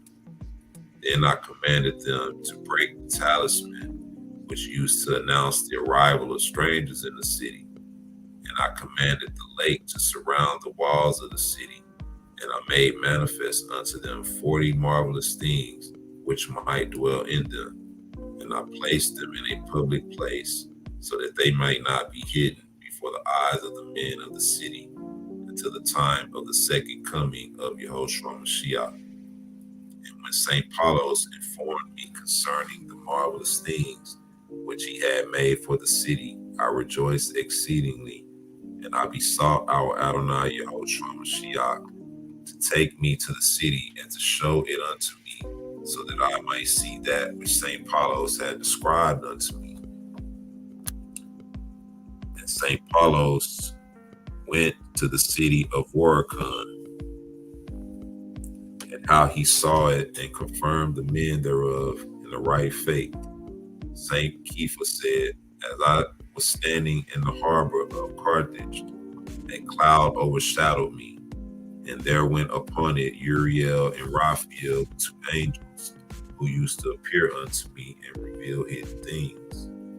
And they said unto me, Ascend, O Peter. And I said unto them, Whither shall I ascend? And they said unto me, Above this cloud. And I ascended upon the cloud, and found that it was spread out before me like the couch of a bridegroom's chamber, and it mounted upwards in the air. And I thought within myself that they were going to carry me to the city of Rome. And I asked the angels concerning the matter, and they said unto me, This is the city of Waracon, to the men of which St. Paulos taught the true faith, on which thou thyself didst desire to see. And I heard therein a loud outcry of many voices, saying, Come ye, and let us go forth and receive the foundation of the assembly of the chief apostles of Master Peter. Then the cloud led me descend by the gates of the city, wherein I saw multitudes of men who came forth to receive me. And in the hands of the priest were censers which were full of incense, and great numbers of lamps which were burning. And they drew nigh unto me, and did homage unto me, and they besought me to pray over them. And I did even as they desired. Then I inquired of them concerning their affairs, and they said unto me, We do not lack any good thing of our Adoni Yahoshua, but in our city there is no olive oil, for there is no olive trees therein. We therefore beseech thee to ask Elohim, in whose hand is mercy, that he will make olive trees to grow in our city, so that we may have olive oil for messianic immersion and for burning of lamps.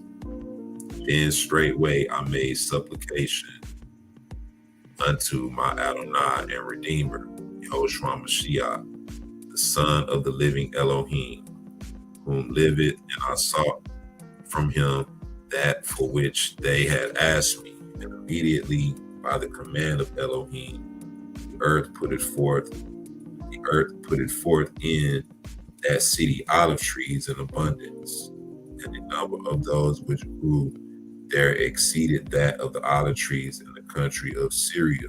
And I also besought Elohim to drive out from their country ravening, roaring lions, and wandering wolves, and dragons, and destructive and horrible beasts of every kind. And my Adonai and Elohim received me, and granted me everything which I asked. And I dwelt in that city many days, and I rejoiced because of what I had seen there. And after this, St. Peter blessed them, and he departed from them and went upon that cloud wherein he had arrived. And when the people saw this, they gave thanks unto our Adonai Yahoshua Ha Mashiach, and unto his good Father, and unto the Ruach HaKodesh, to whom be glory forever and ever. Amen. All right, so finally made it to the martyrdom. All right, it's the final section.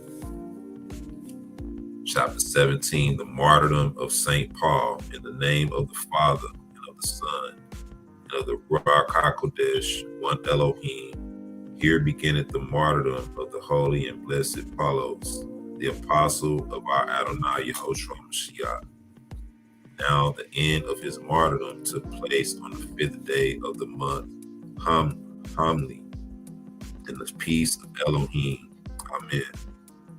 Verse 1. Then St. Paulos put forth his doctrine and taught the multitude, saying, O ye men, in whom is understanding, hearken ye, and know and understand what I say, so that ye all may know the mystery of the first creation, and of everything which took place in the matter of the first man, whose nature I hold on behalf of the king.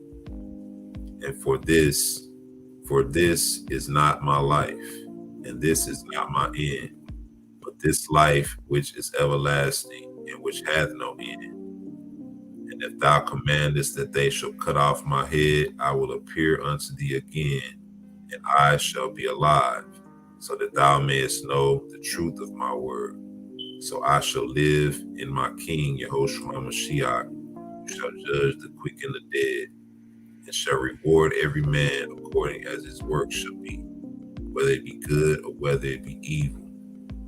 Now when the Emperor Nero heard these words from the speech of St. Paulos, he made a sign to his soldiers in wrath that they should kill him quickly. And when Christos and Lucius and the nobles of the emperor heard this, they took him out to cut off his head.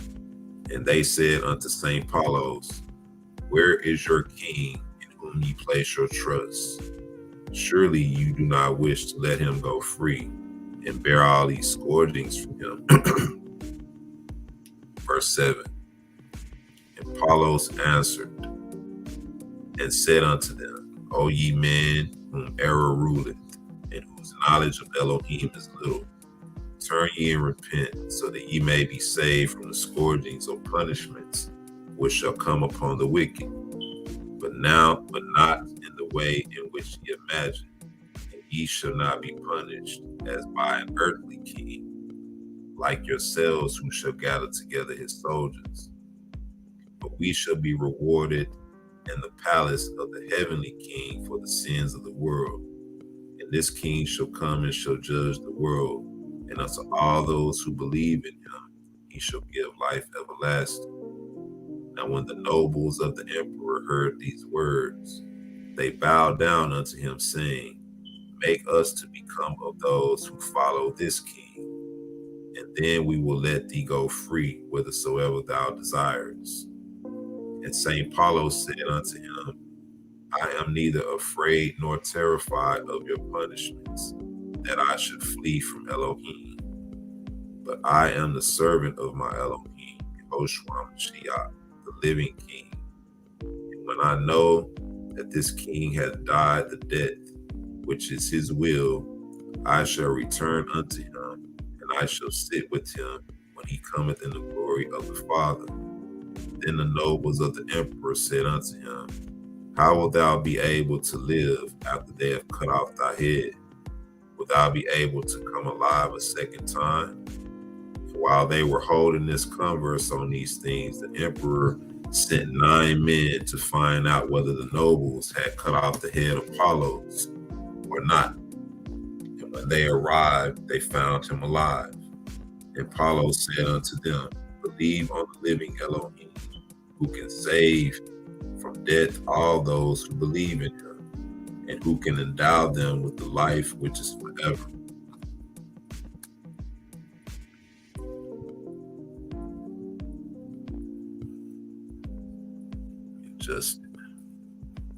So he's getting ready to get assassinated pretty much. All right, hold on one second.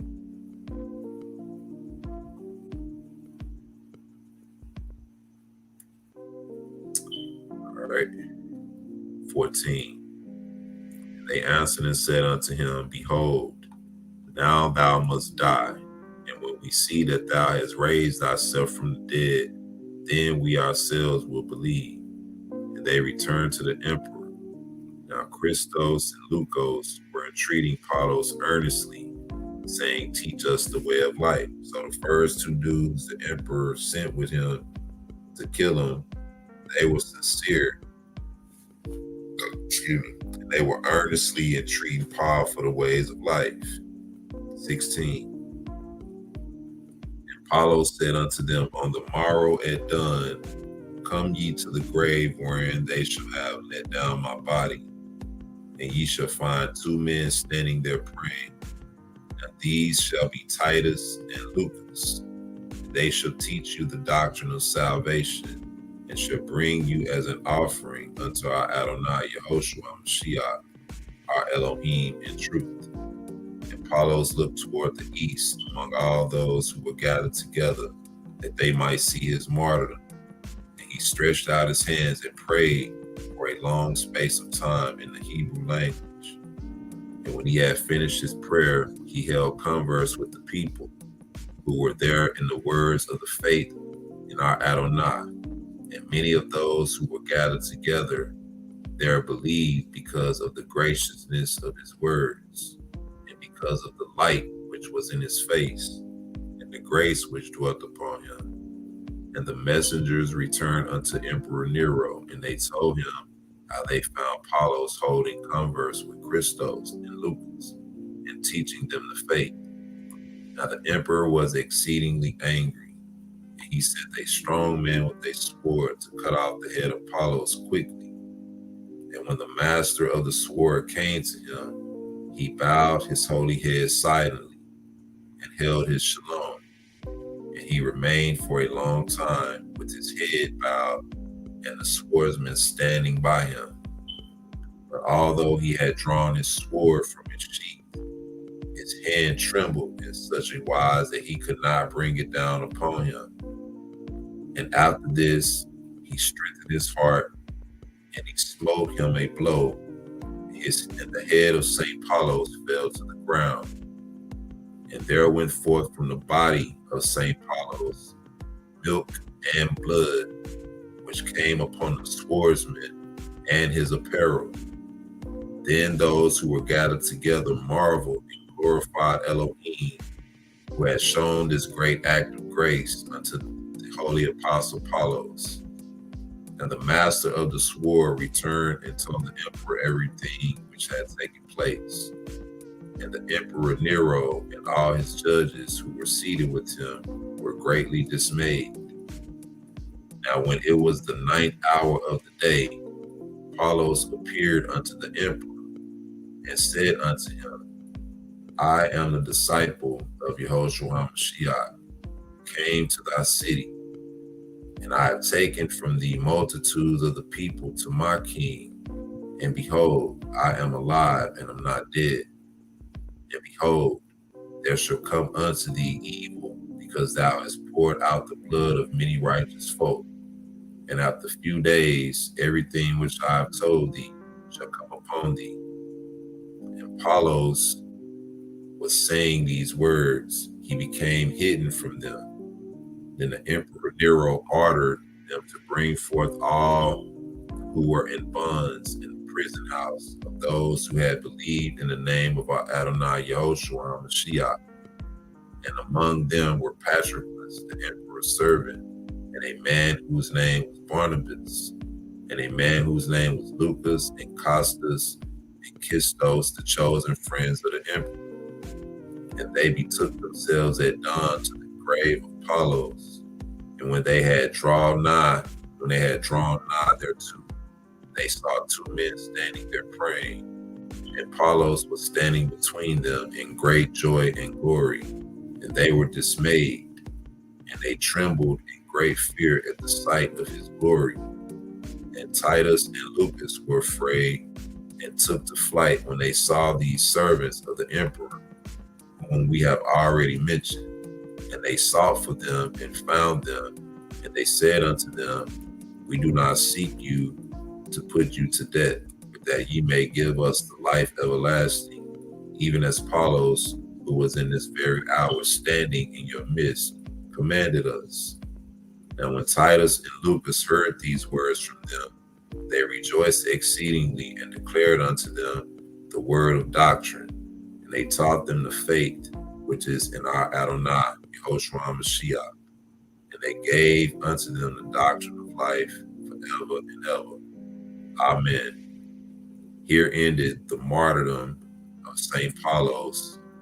May his prayer and blessing preserve our King John and Queen Sabla. This is an account written and dedicated to somebody, but this is the end of it, the end of the martyrdom of the Apostle Paul. All right, so I'm gonna take a break. When we come back, we're gonna end it there. All right, I want to say shalom and blessings to everybody. Thank you for sticking it out for this work. Hope this has been edifying, and may the Most High add the blessing of all of his apostles to your lives. Everything he promised through his word concerning his apostles and those who believe on him through their word, may the Most High add that blessing to our lives. Shalom and blessings. I'll be right back.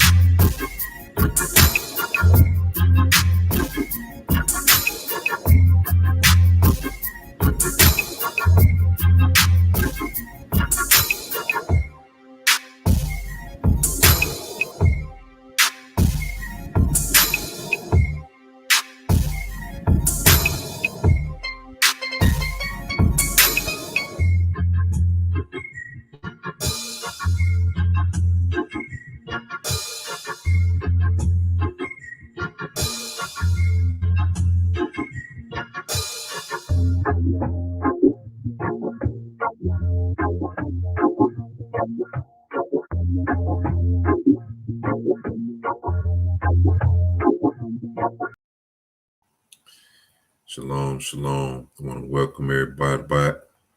I want to thank you, brothers and sisters, for hanging out with your brother this weekend. Since Friday, we've been, back and forth on this live, dealing with this info. Like I said, I pray the Most High would bless us according to the blessings that He promised to our forefathers and to our apostles, the holy apostles. That's one of the reasons also I wanted to bring out this work, so that the Most High could see our works, see what we do, and bless us accordingly. Those of us who truly believe. I want to thank you, brothers and sisters, for your time. Once again, don't forget about Wednesday nights, Kingdom Conversations, hosted by the brother Cleo, 6 p.m. Pacific time, 8 p.m. Central, 9 or 10 p.m. Eastern time, depending on where you are. I want to also give a shout out to everybody in the chat, who chimed in this week. I want to say shalom to my sister Diane Gardner-Young. She was able to chime in this weekend and give us some thoughts, and we were able to pray together and everything. So shalom to you. May the Most High bless you and keep you and be with you always. I want to say shalom to my sister Saria Shebrew, who was able to chime in with us earlier and speak with us and let us know what was on her mind and everything. So we thank you for that. I want to say shout out to my brother Yashadek Israel for chiming in as always, and my brother Hal Goodwin as well. I want to thank all y'all for chiming in and contributing. And just know that everything y'all do is encouraging to the channel. For those on the playback, please like, share, and subscribe. That'll be greatly appreciated. On that note, sisters and brothers, I'm going to say shalom and blessings. I want to give a special shout out to my Salt of the Earth Productions family, my brother Bunya, brother Cleo, brother Kadar, and my brother Yash, my brother Hal Goodwin on the production. I want to give all praises, honor, and glory to the Father and to His Son, Yahoshua Ha Mashiach, and to the Ruach HaKodesh, the Holy Spirit, which is the Spirit of truth, the Comforter. All right. I'm going to say shalom and blessings. Be obedient, be encouraged, and be blessed, brothers and sisters. This has been a Salt of the Earth Productions. Hallelujah.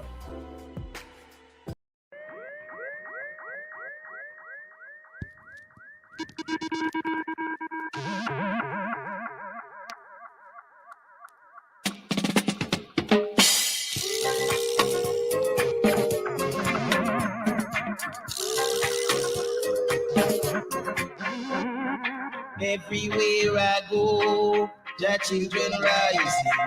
Everywhere I go, the children rising. I saw them just rise up.